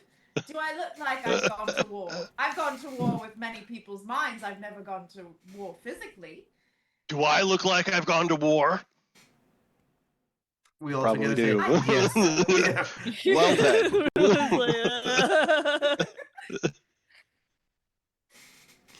Well, each of you continue in the banter, and the malodorous smell just fills the whole lower floor of this tavern. Hungar, you're over. You wrap up. You finish this task, and he hands you the couple pieces of fruit, and you go to walk away. Or do you say anything, or do you go to walk away after you finish the task? Just thinking for his kindness. All right. As you begin to walk away, you feel a set of claws grab around your shoulder, instantly knowing that you were just grabbed by a dragonborn. Hard to misconstrue that. How can I help you, sir? Sounds like good day, officer. Milady. Officer. Well, I saw you just take some fruit from that stand. Don't think you rightly paid for it, did you? God. No, I paid. No, you did not pay. I think you'll find that I did. He tightens his grip. You can feel his claws dig in slightly. Do you have armor on of any sort? Yeah, just some like leather. Yeah. So you feel him just lightly, the pressure of his claws, and he spins you around. He's slightly shorter than you, not a whole lot. He's got some bulk to him. I think you're mistaken. I watched the whole thing. You didn't pay anything. You forced your way over that man to get what you wanted. That is not how we operate here. I was just doing a service that I asked for payment for. Were you instructed by us to do such service? I've not been instructed by many folks. Many folks don't matter. Were you instructed by the Imperium to do this labor? Don't believe so. I don't believe you were. You stole that fruit. And you get his dominance that he's trying to convey, or his superiority is essentially, if you weren't told by the Imperium, you're wrong for doing it. It's heavily this heavily regulated type of feeling is what you're getting. Well, I do apologize for performing a task without permission. I do need to relieve myself, though, so where can I find the paperwork to get that done? I was eating because I have to move. All right. All right. So you're, am I hearing you correct? You're purposely trying to be semi-belligerent to him. What was that? Here. Okay. Just slightly, you know. Yeah, just okay. You see his face just like, and he just reels his hand back and swings at you. Does 15 hit? Oh, yeah, it does. Oh my god. Oh shit. So that's 3 points of bludgeoning damage as he just swings across your face. How many hit points do we have at level 1? Like 2? Oh. Exactly. Oh. Unless you're Gorton. So he swings, hits you square in the jaw, and goes, "You don't speak to us that way." Ooh, is that? Oh. Just put my hands up, say, understood. You better. Now give me the fruit back. I reached to give it to him, but since he decked me and I stumbled back, I landed on all of it, so it's all smushed.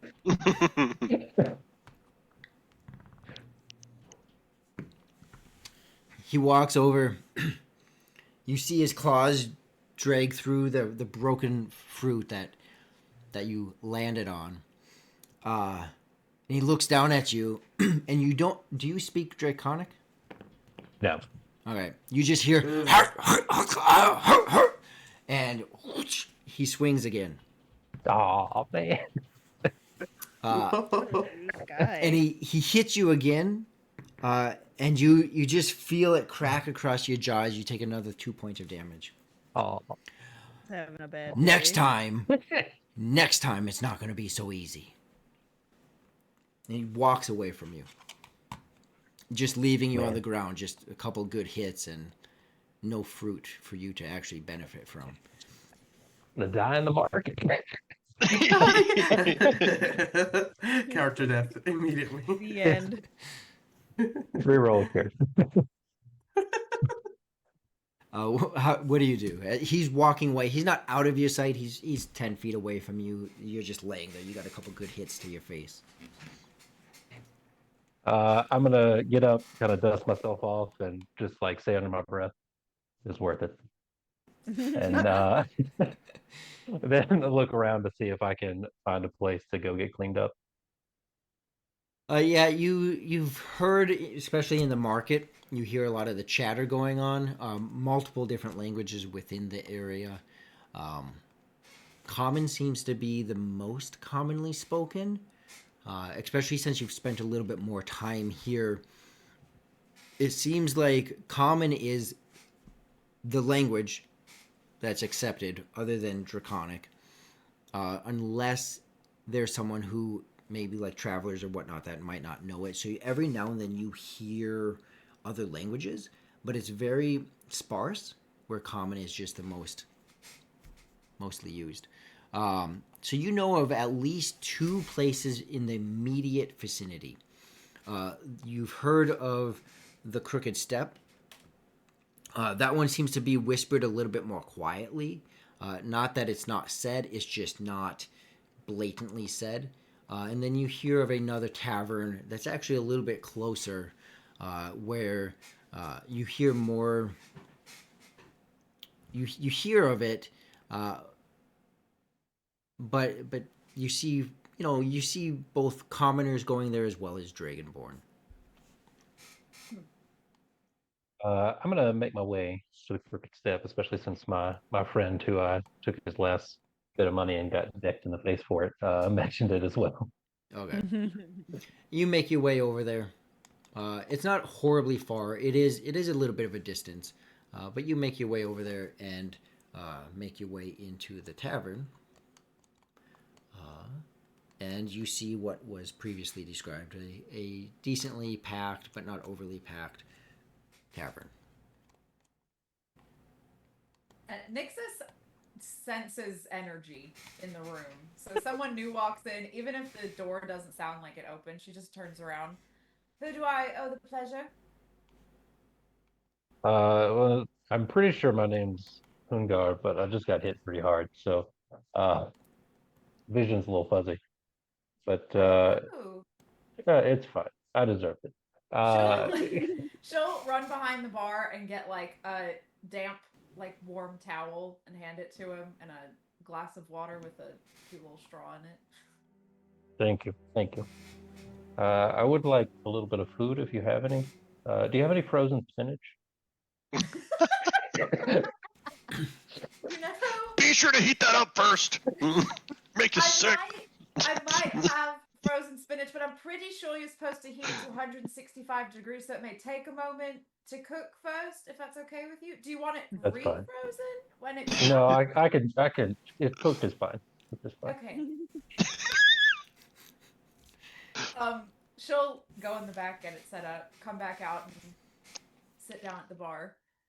One of the patrons at the bar, when you bring out the spinach, says, "Oh, well, that seemed a bit smoother than food should really be."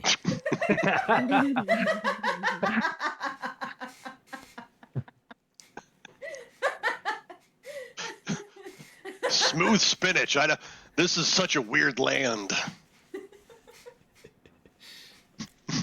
I have this special contraption in the back that heats it to like 100 degrees when you blend it.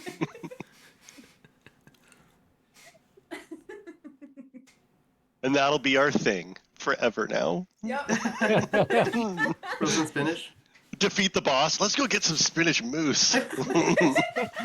Oh, gross. Oh my god, no. Oh, Can you I got a big shiner there. What happened? I asked these dragons where I could relieve myself, and they didn't like it very much. Oh. I overhear this and I am like, was he a short, ugly looking one? Although Aren't they they all all? look ugly. Mm. Yep. Yep. He definitely felt like he would be a bit calmer if he was a few inches taller. Well, if it makes you feel better, he was the lowest ranked combat in training camp, so a slap in the face would make him cry. I should have hit back then. I know a few other things that will probably make him cry.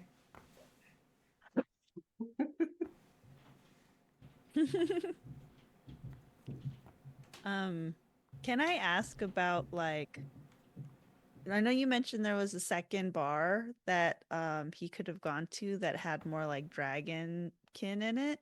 What's the crowd like? I'm a rogue by class. So what's the crowd vibe in here? I know it's more restaurant-y than bar, but like, are we talking poor people? Are we talking rich people? What we This got? is like if you were to combine all of the misfits of this city, this is where they come. Oh, so it's just a bunch of weird people. Yeah. All right. Doesn't matter how much money you have, as long as you're weird, you're welcome. Oh. I think Nessie is like, it's funny because she's definitely used to being othered, but I think to be blatantly slow, where it's like, oh, we're just gonna put you right here in the aquarium with the other weirdos, is kind of like, oh, okay. She's like drinking her water, like, oh, okay. Yeah, everyone has that same vibe of like, I don't really look like I belong here, but I belong here. Right. Fair. Interesting. Yeah, she's really just like looking around, kind of absorbing all of the weirdos in the room. One could say. So the three of you, I don't recognize from, well, ever. No, just passing through. I come from Turok Mall, and can't really go back, so I'm here Because now. of the delusional tentacles that slap you in the face? No, unrelated. Oh. You see her dig into that pouch that she has on her hip, and she takes out a really tiny notebook and like really quick scribbles something down and puts it back. And you, or you can't talk because you got punched in the jaw? I think I can speak a little bit. I'm remembering why I avoid this place generally at all costs, but I was in need of some supplies, so I figured I wouldn't take a chance. But you've been here before? In a way. Cryptic. All of them. Always. Don't worry, if anyone's gonna crack you like an egg, it's gonna be Nixus.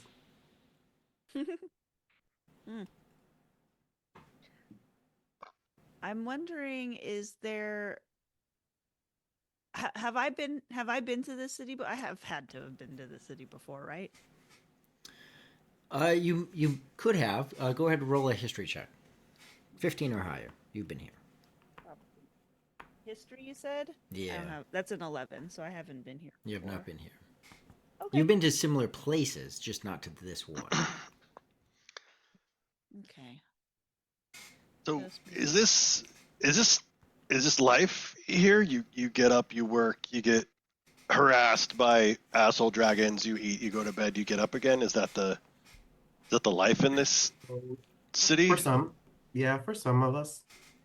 If you're lucky enough to be scaly and red and or rich and powerful, then you are the one that just stands outside of a window pointing fingers. You work here, you do this, you do that. But for most of us, yes.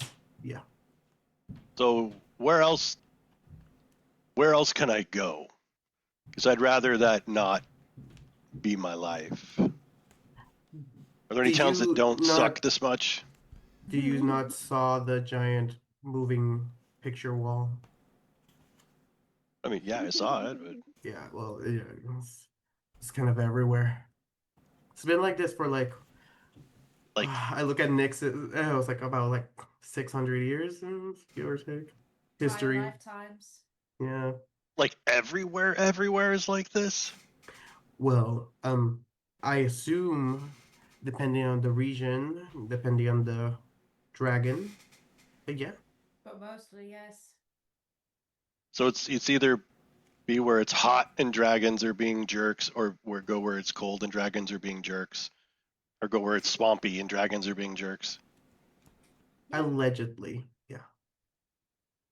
Oh man! With the Where were you? weight of with the weight of that like- sitting on you, Gortong, you start to hear this, and as even Cyril said, just kind of this allegedness that and some can collaborate who have traveled a little bit more, but it just seems to have that consistent feel, at least in the areas they can speak to, and then you hear all this kind of like the wall of the red dragons, right? And so you start to process through that information, and the door opens up, and Nixus, it's not a huge surprise to you, although it doesn't happen often. It's never a comfortable thing when it does, but the door opens and a Dragonborn walks in and sits down. Welcome to the Crooked Step. Can I interest you in a fiery delight or a cinder and spice? That's right. He'll look at you and he plucks his teeth and give me the cinder and spice, and I want a room for the night. Oh. And with that, we will go to break. Oh. So we'll go ahead and take a 5-minute break, stretch your legs, and then we'll come back. So wait. Are mics hot during the break? Mics are hot during the break. Oh. Absolutely. Turn that So off. feel free to stick around, mute your mics if you want. I will be. Where's my? I'm gonna chill. I'll be here. Yes. Here we go. There we go. That's what I was looking for. And then for all of you out there, I am still here. John is still here. Gortong. And I'm going to check something with my audio because I forgot to change some things to application. So that makes it so you guys can hear the music. Oh. Yeah. Unfortunately, when I do that, I can't hear it. So we're going to go like this. So we're going to play this one, which I switched over now. All right, can all of you out there... Oh, hey, my timer is over my words. I got to move that. Loot, die, repeat. Heck yeah. So we got a couple stream partners. We shout them out during this time. Let me go ahead and... First off, can you guys hear the music? I cannot. I can check the stream. Yeah, it'd be on the stream. I do not hear it in video. Oh, interesting. All right, I'll play around with that. Stream quality Build is superior. Good. On stream, I cannot. Thank you. Your timer. Yeah, it's over the words. Graphic element. Yeah, I just saw that too. So let me get over to these guys. So here we go. Here's Guild Superior.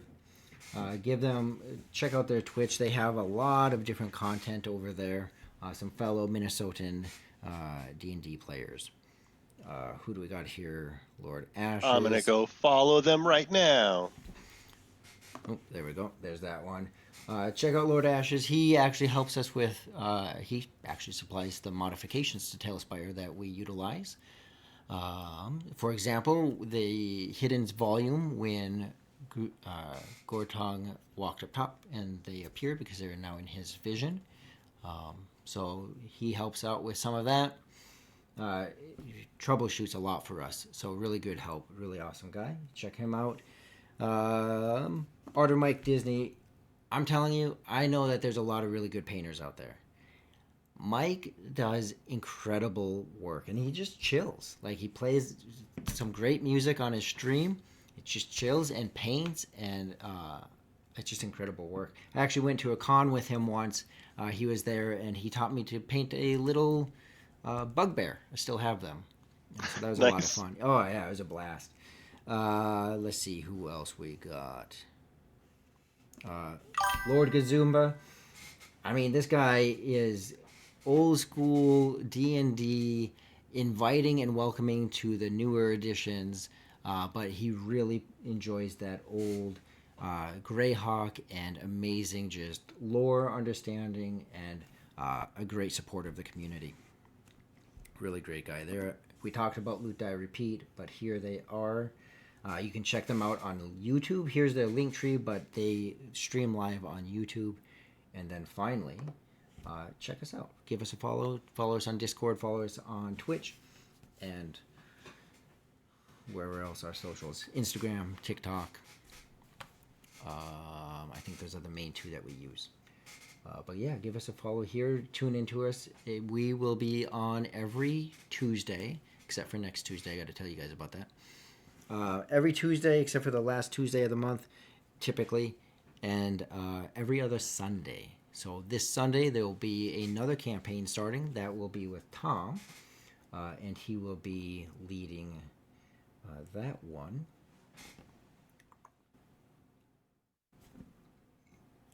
And really geared towards new players. He himself is a new DM, and then it's also geared, not exclusively, but geared towards new players. So really just a fun, welcoming environment. So pretty awesome stuff. Now that being said, we've got a couple minutes left. If you have any questions, if you have any comments, want to say anything to us.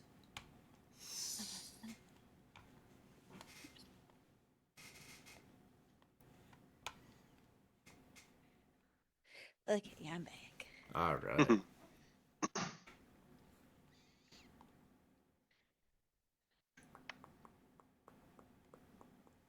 I think if I pull this up, I should be able to grab that. Nope, wrong side. Maybe if I put it on this side. Oh, that's actually the end of our timer right there. 5 minutes. 5 minutes has finished. All right, welcome back. It has been 5 minutes, so we will go back to video live. If Nexus and Cerule and Hungar can hear us, we are back. We are back. For some reason, I have a song going through my head. Is there a song kind of like that? Is there some musical song that I got stuck in my head? That goes how? I don't know. We are Yeah, you back. gotta sing it for us. I don't know. Yeah, We sing are us the back. song in We your are back. head. It's got to be like a Disney musical. We are back. We are back. Back streets There's back. streets All back. right. Yeah. Bow, That is bow, not where I was going with that. bow, bow. Why did I go straight to that also? That's the only. That's all I got. Were there any songs in We're Back? The Steven Spielberg animated movie about the dinosaurs in real life New York? Oh, man. Oh my I'm gosh. so glad you know Damn. that movie. That is a I classic. missed. I I haven't missed seen that that one. movie ever. Oh, that's a Yeah. really great Spielberg one. You should watch that. It's because Yes. it's like Roger Rabbit, where the dinosaurs are Yeah. animated, but New York is Oh real. man. Yes. I watched all of the traumatic 70s, 80s, and 90s children's films, okay? Oh my God. I got to see Tim Curry play an evil penguin. I got to What? see... Yeah, he sings too. He's got a great villain song as the evil penguin. Oh man. What movie is Tim, this that he's an evil penguin? have you seen Tim Curry as a super giant devil? Yeah, everyone has seen Supergiant Devil Mhm. Curry. Just making sure. All right. Now we are back. Ah, man, I know there's a song around that. Anyways, if someone in chat knows what Disney song I am trying to think of, I probably know, but I wasn't here. I need a description. it might be. I haven't seen Moana 2, so I don't know. Anyways, What? I'll get what off was the my. If it's newer Disney, I might not know. All right. So the Dragonborn comes in. He orders his drink and a room. And even Is he the in uniform? Like, is he in armor or anything? Does he look like he works for the city? oh yeah. Oh, okay. Oh yeah. And you have seen this before, Nixus. And you know the conduct of your tavern and what kind of gray area you operate in. I'm surprised you don't want to stay, in a place that's cleaner and more friendly. Well, there are things that you provide. Oh! Oh? Specifically, and he's not making any, he's not alluding to anything specific other than I know exactly what communication he's talking here. Yeah. yeah. Tell me a little bit about what's going on. If you can. Well, my understanding from what's been said is that takes place upstairs. That is true. So, the night will be 1 gold, and I can go ahead and show you to your room. He looks at you with a look of, well, for one, you said gold, but it would be like a Oh, yeah. whatever Yeah. it is, right? I forget what we made I'm it. so used to saying gold. Yeah, Blasphemy! yeah. Oh, yeah. Well, I think it's an iron bit. Throw him in the dungeon. He looks at you like you just asked him for money for this iron bit, like, and he still reaches down and he grabs one, clearly not liking that you just asked him for money, but he hands you an iron bit. Listen, you're staying the night, you'll be fed, and you have extra services that will be provided to you, so we have to stay running somehow. Yeah, I heard. And he very much just. Oh, you're an eager one. All right. So he goes upstairs. He takes his drink with him and goes upstairs. So is this a brothel? No, listen. I was just about to ask, am I familiar with this behavior? How I don't this know how transaction? much. I don't know how much Nyx has relayed versus just the common interaction to Surreal. Well, So- if a Dragonborn knows, I'm pretty sure I've heard here and there. Because Yeah. I worked. Fair point. It's that essentially people know that you can go to the Crooked Step, and essentially what you say, you never hear people talk. Here's how you can think of it. You never hear people talk about what happened within the Crooked Step. Mm-hmm. Fight Ever. Club. Yeah. So depending on how often you have been here, might then dictate how much you know, because anything said or done within the Crooked Step is never spoken of by Mhm, anyone. Okay. So that's where No, Nixus and you can. I How am often have you familiar been here? that Nixus has hobbies because I come here and talk to her. Mhm. I have not partaken in hobbies, but okay. So what you would probably know just from being here is people request to meet with Nixus, but they do it in a way where they never directly ask to meet with her alone. It's always just like alluded to, and she'll slip out. So it's a brothel. Oh my god. I will bring this Dragonborn upstairs to his room. He goes up to the room. So, where do you want to start? He looks around very suspicious. You can check. I don't have any type of recording devices. There are no sending stones. There are no anything that's going to record what you're saying. Anything Well- that you say is between you and me, unless you disclose that you're going to hurt yourself or someone else, in which case I do need to report that to somebody. Do you wait? What? Okay. First off, I understand this place is a bit different, but that last part, I have to provide the appropriate you context just for got to the whole understand who thing. you're speaking to. Like maybe that's the thing for the commoner scum around here, but if you think I'm not, anyways, whatever. I mean, we can start with your superiority complex. Does that come from your childhood? Oh man, if he had lips, he'd be biting them. Look, I heard that you offer perhaps insight. Okay?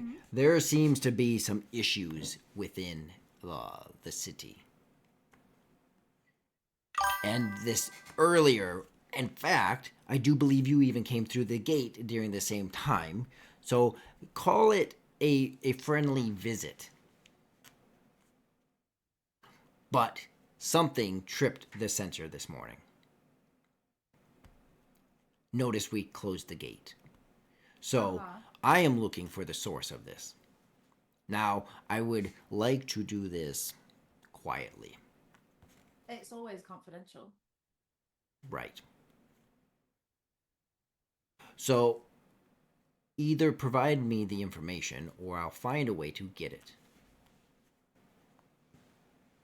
I'm not entirely sure what you're asking me for. I'm asking for whatever it was or whoever it was that made things go messy today at the gate.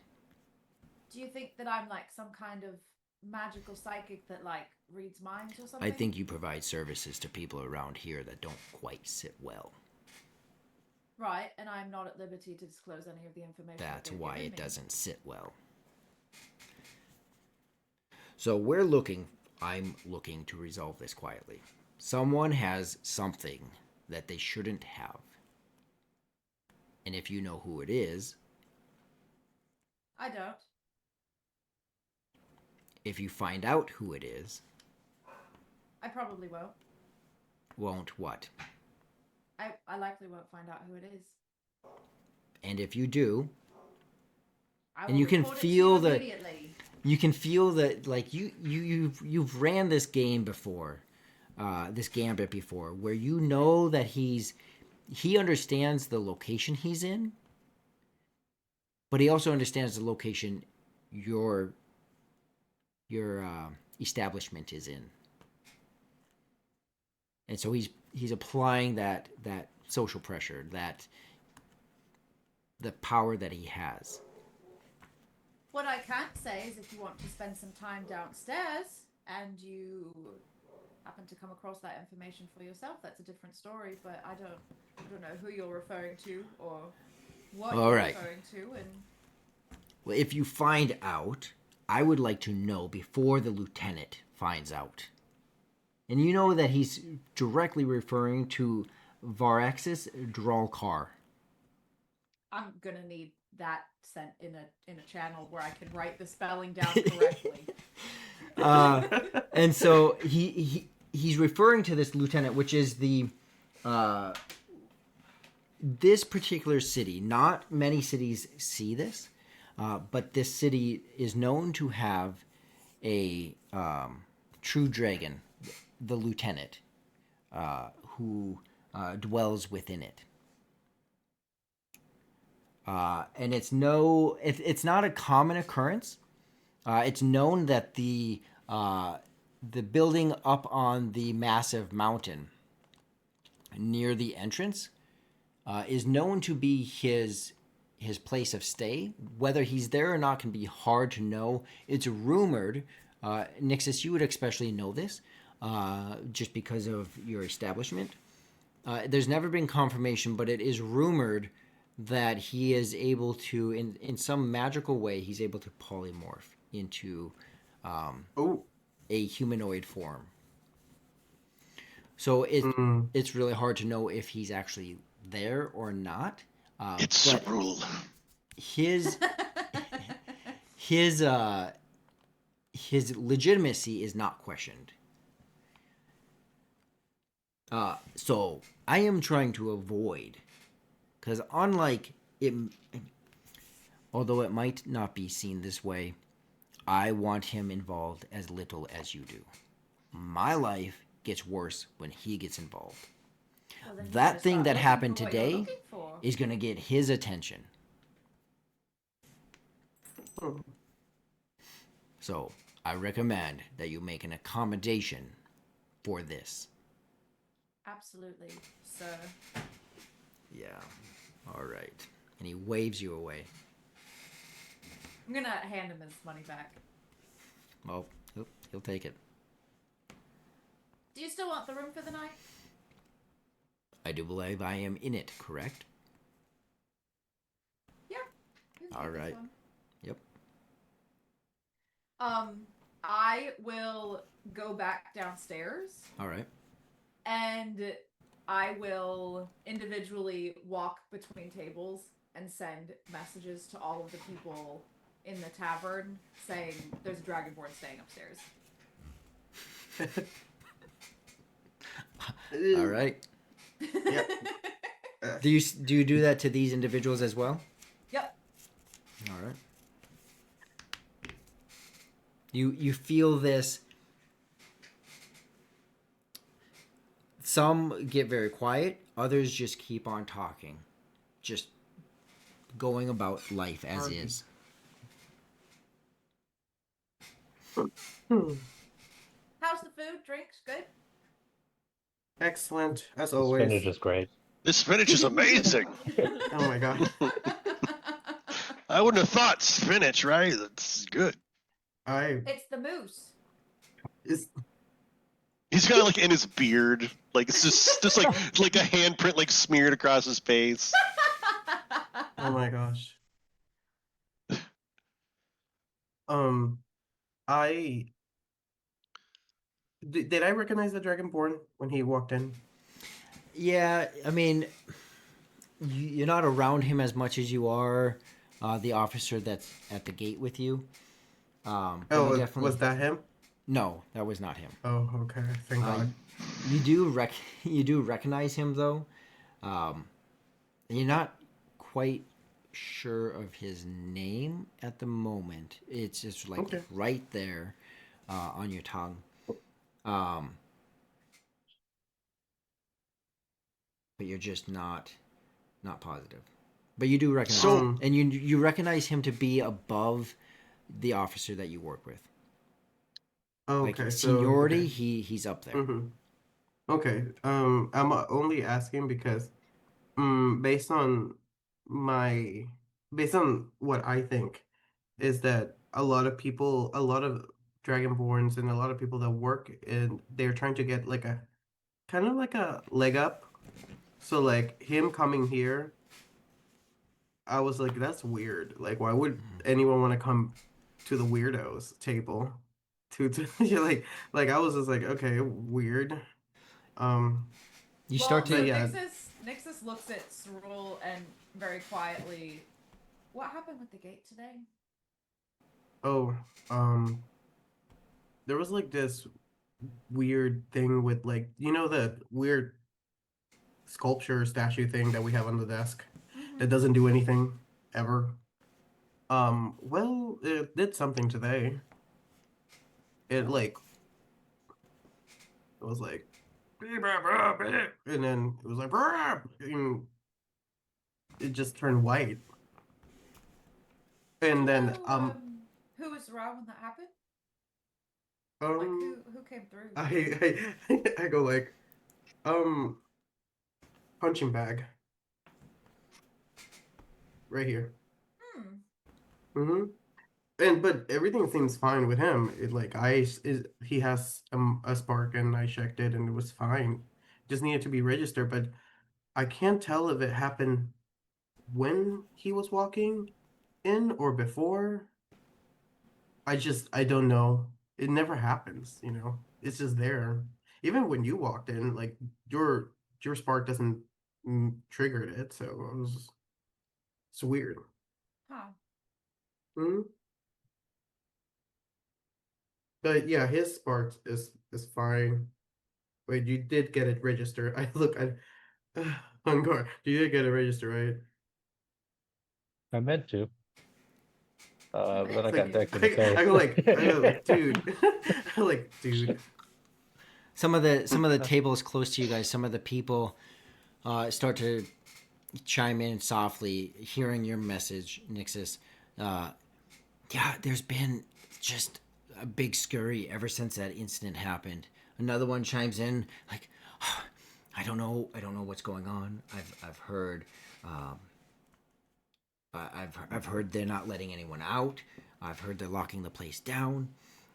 There's threats of new edicts coming out that they're gonna require different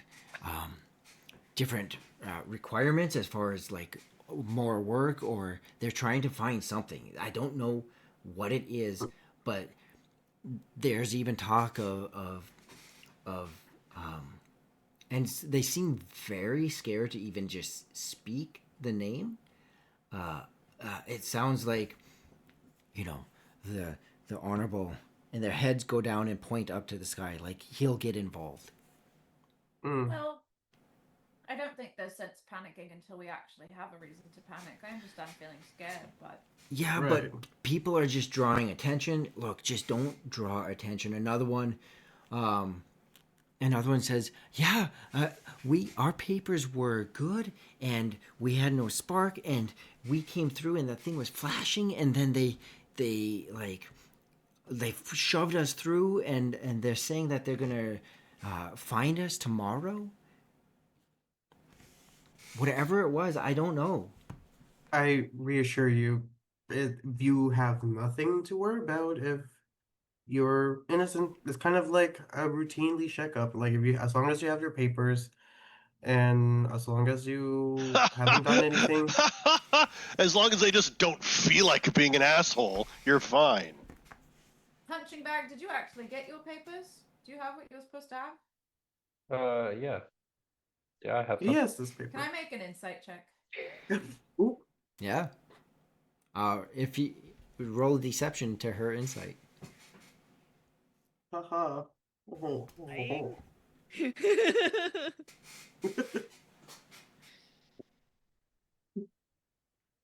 13. I got 15. Oh. Hey! Liar, She sees liar. everything. Yeah. And she goes like, They have my name on it. But they're not what you need to have to be here. Correct. The person who they belong to is no longer alive. So I don't really see the difference. should I be listening to this? Should I be listening to this? I'm like, la la la la la la la. I would say the difference is, does the spark that you're carrying belong to you? It may also belong to the individual who the papers belong to. Ah, It was a gift. I will make another insight check. I can. She have now that she needs the advantage only because I'm also leaning into listen to this now. No. I rolled the same thing twice, but it's an 18. Yay. That's not a lie. It was a gift. Okay. Oh, okay. Okay. I kind of like I am very indecisive if I actually want to hear this. Because I don't know if it's gonna put everyone else in danger, or if you know, yeah, I'm just gonna sit at, like, if Nixon is talking to him, I'm just right behind her, just like just kind of slightly paying attention. More so like to this. And I'm gonna kind of like make them aware that I am listening. I'm gonna be like, I'm here, just gonna keep drinking my water. Eating my spinach. What I Yeah, will I'm say to you, new friend, is they will narrow it down. They will find you. And what they do with you after that, I'm not entirely sure, to be honest. But it won't end well. All of you start to hear it. None of you can. Only one of you can speak Draconic, correct? I don't think I can. Just Look. Cerule. I don't. Oh, I can speak Well. Draconic. All right. Yeah. So you're all hearing loud shouting outside, not like a fight or a crowd control or anything, but you're hearing these shouts like commands, and clearly Draconic, very very guttural, very dragon like, and so, you're all hearing it. However, the two of you, Nessie and Cerule, you can understand that there is Dragonborns outside, not specifically outside the Crooked Step, but outside this area, right? And they're passing by. They're basically doing patrols, and they're shouting that whoever knows the cause better bring it forward. There's a reward for those who provide information. Let us know, and we'll protect you. Just different various means of drawing people out to gain the information, and you're hearing some kind of you hear the drakes as well, the snorting of the drakes, and you're hearing this screaming of the Dragonborn.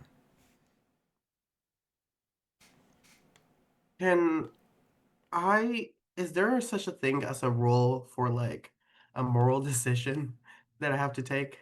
Insight. Because, okay. Flip a coin. Mhm. That's a D2 if for those. Charisma save. And you said it was what, insight? Insight, yeah. What are you trying to determine? Yeah, no, nothing personal to the half orc, but one would be like if I know Nixon longer, and by longer I mean for as long as she's been here, Yep. coming in and out of the gate. Me as a member of this super duper cool kids club, and a fact that turning in information does help me, Yep. then I want to make sure that I'm like making the right decision. I just want to know if it's worth sticking my neck up to help who this guy. We're right now in the weird table, so like the weird kids table, and I definitely do not want to like um for lack of a better term, like flip the table on the weird kids and just become like some inside man, but us also do not know if this will punish the people that I already know here. Yeah. Go ahead and Because roll. I rolled like 14 plus Alright. my insight is 3, so 17. yeah.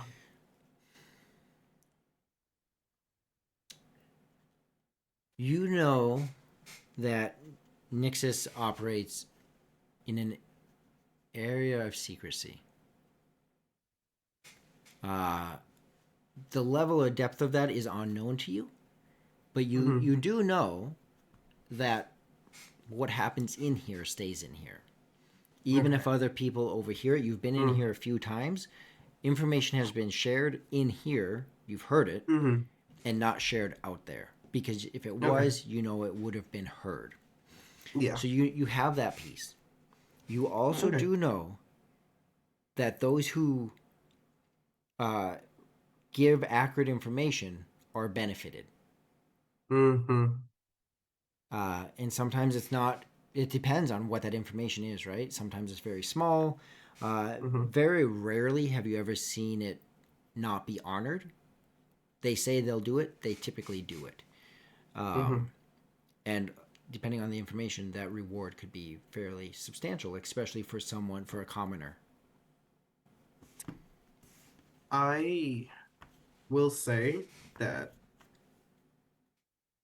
based on my personal history as a rule, I will keep my mouth shut. It is like a thought that is dancing in my head, that's for sure. Deepening the relationship of the Cool Kids Club. Yeah, I am very much. I'm going to see how far I'm gonna hold this information.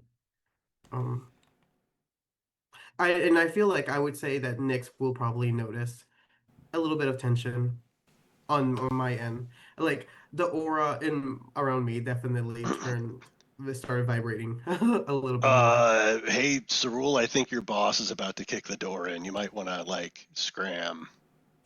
Oh, believe me, there's nowhere I can hide, even if he knocked down on the toilet. I would, yeah. I'm just as screwed as you are if he were to walk in the door anyway. And well, you could go hide. Sure. So you're stressed because you have information you feel like you're not supposed to have, but you also want to maintain your loyalty to us. Gordon looks at you and is like, what? Oh, what? How is she doing that? Well, she's very Cool. Um, I will. Yeah. In I'll your just be like, I'll just. moral dilemma right now, Cerule, you hear not just now the commands of the Dragonborn, but you hear a panicked scream from outside, like multiple people just panicking and screaming, too much to understand what they're saying.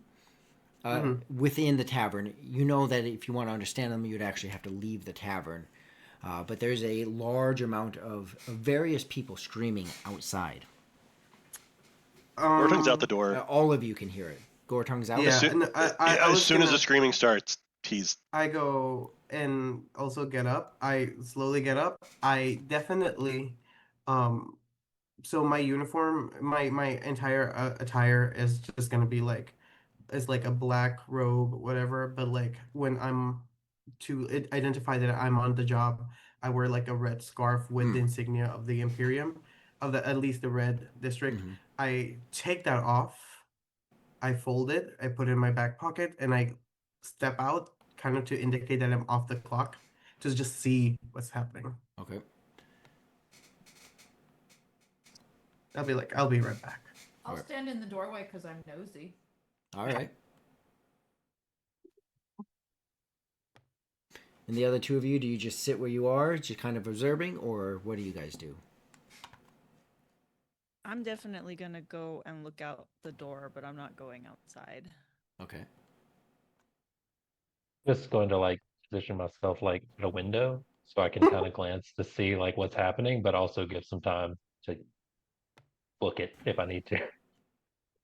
All right. All right. So all of you can see what's happening. Gortong and Cerule, as you step outside, you are almost immediately engulfed in the panic of the crowd. You instinctively look around, and no one is being attacked, but you start to hear this. You look up, and there are two wyverns who are flying over top, each with its own rider. And clearly people are looking up. Some are trying to find a place to hide. Some are just panicking because they don't know where to go or what to do. Some try to push past you, Nixus and Nessie. Some try to push past you whether you let them or not. Others are running. They do avoid running over towards these buildings, being they are specifically barracks for the Dragonborn. But they are panicking. It just scared and panicking. Some run towards the market, but even the market is in a bit of an uproar as these two wyverns are flying over top. I would say we have a little bit too much tension already. That was quick. Mm-hmm. And it doesn't look like they're flying specifically over the crooked step. More, they're flying over the city. But this isn't like a common occurrence where we're seeing this like every day. No, it's not unheard of, but it is not common. It is clearly they're searching for something. Whatever happened earlier caught their attention.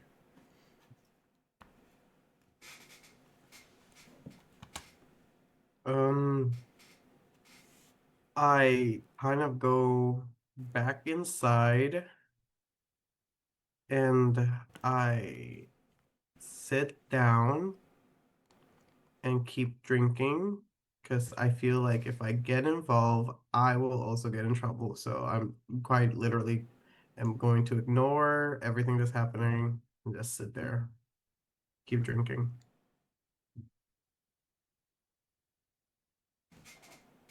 So what is the cause of this screaming? Are they like frisking people? Like what's going on? I think it's just them flying around. Yeah, as you're They're just looking flying? out, you see two wyverns, right, with a rider Yeah. on them, clearly in some kind of circling, looking for something. They swoop down a little bit. They never actually land. The Dragonborn on the ground are paying attention, still barking out commands, but no one's actually being attacked. It's more of this kind of corral kind of environment that is causing this panic. Okay. Yeah, I don't think that Ness has any desire to get involved in all that. definitely gonna keep watching the keeping an eye on both of the ones up top. The other thing is too, she can't believe that this is all over like an unregistered spark. Like, there's got to be something else going on than this like orc dude's like old garbage stuff. You know what I mean? Like, Yeah. Don't talk about my gifts like that. I will Damn back it. myself like back into the doorway. I'll Mhm. keep an eye to see if anyone is kind of watching the establishment as a whole. Hungar, I'm going to grab you by the scruff of your neck and drag you towards the bookcase. There is a very short amount of time between what we do right now and you probably being murdered in the street, so I would suggest you take my advice. I'm going to pull this book out. You're going to tell nobody that you saw me do it. You're going to walk down the staircase and you're going to follow the tunnel outside. Yes, ma'am. Okay. She's gonna look around, see if anyone is watching her. Pull the book down, like kick the bottom of the bookcase so it slides open, and she just shoves him in and pulls it shut behind him. escape hatch. Can't catch me. It's giving. Go follow your dream. From And Nexus, this tunnel just goes in a different way, but outside of the tavern, correctly?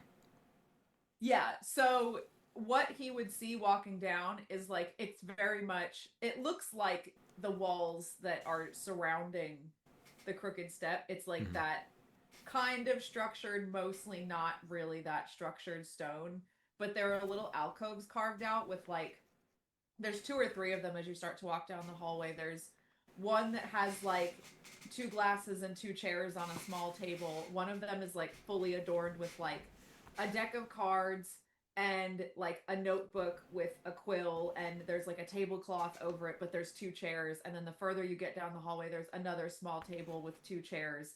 The table is like pushed to the side and the chairs are really close together. Like if you sat in the chairs, your knees would be touching while you're talking. And then it just like leads out, like the tables just end and it's just stone all the way out through the end of the tunnel. All right. So that takes you out a short distance away from the tavern. You're not leaving directly from the building itself, but it does kind of just subtly push you back into the common streets, correct? That's what you're saying. It's just not, you're not, if the building's being watched, you're not leaving the building directly. Right, yeah, he's not coming out the front door off this Right. little balcony on the roof. This is like, it funnels out back into the street, but far enough away where like, if the attention is on the Crooked Step, they're not going to know he's popping out somewhere else and that's where he came from. Perfect. If I'm coming out there, like, is there any place that I feel like that I can like lay low at, or do I like look out and see I'm just basically back out on the street? So if that's the case, I'm gonna double back and sit in the little chairs. All right. You do notice that where you would pop back out onto the streets is interesting. If you know the movie The Labyrinth, right? And it's walk left or walk right, but it all looks the same from where you're standing. It's that effect. Like you look at it and it looks like there's nothing there, right? It's very well just naturally disguised, but it does pop you back out onto the street. I think I'm gonna camp out on the little chair. All right. Too nervous to like go into the street yet. All right. So you're back at those chairs. Gortong, what about you? You're still out there. I would imagine you've never seen these creatures before. No. I mean, but there's like dragons and behers and things like that, but Right. like true drakes, like drakes with wings and stuff. Yeah. Very.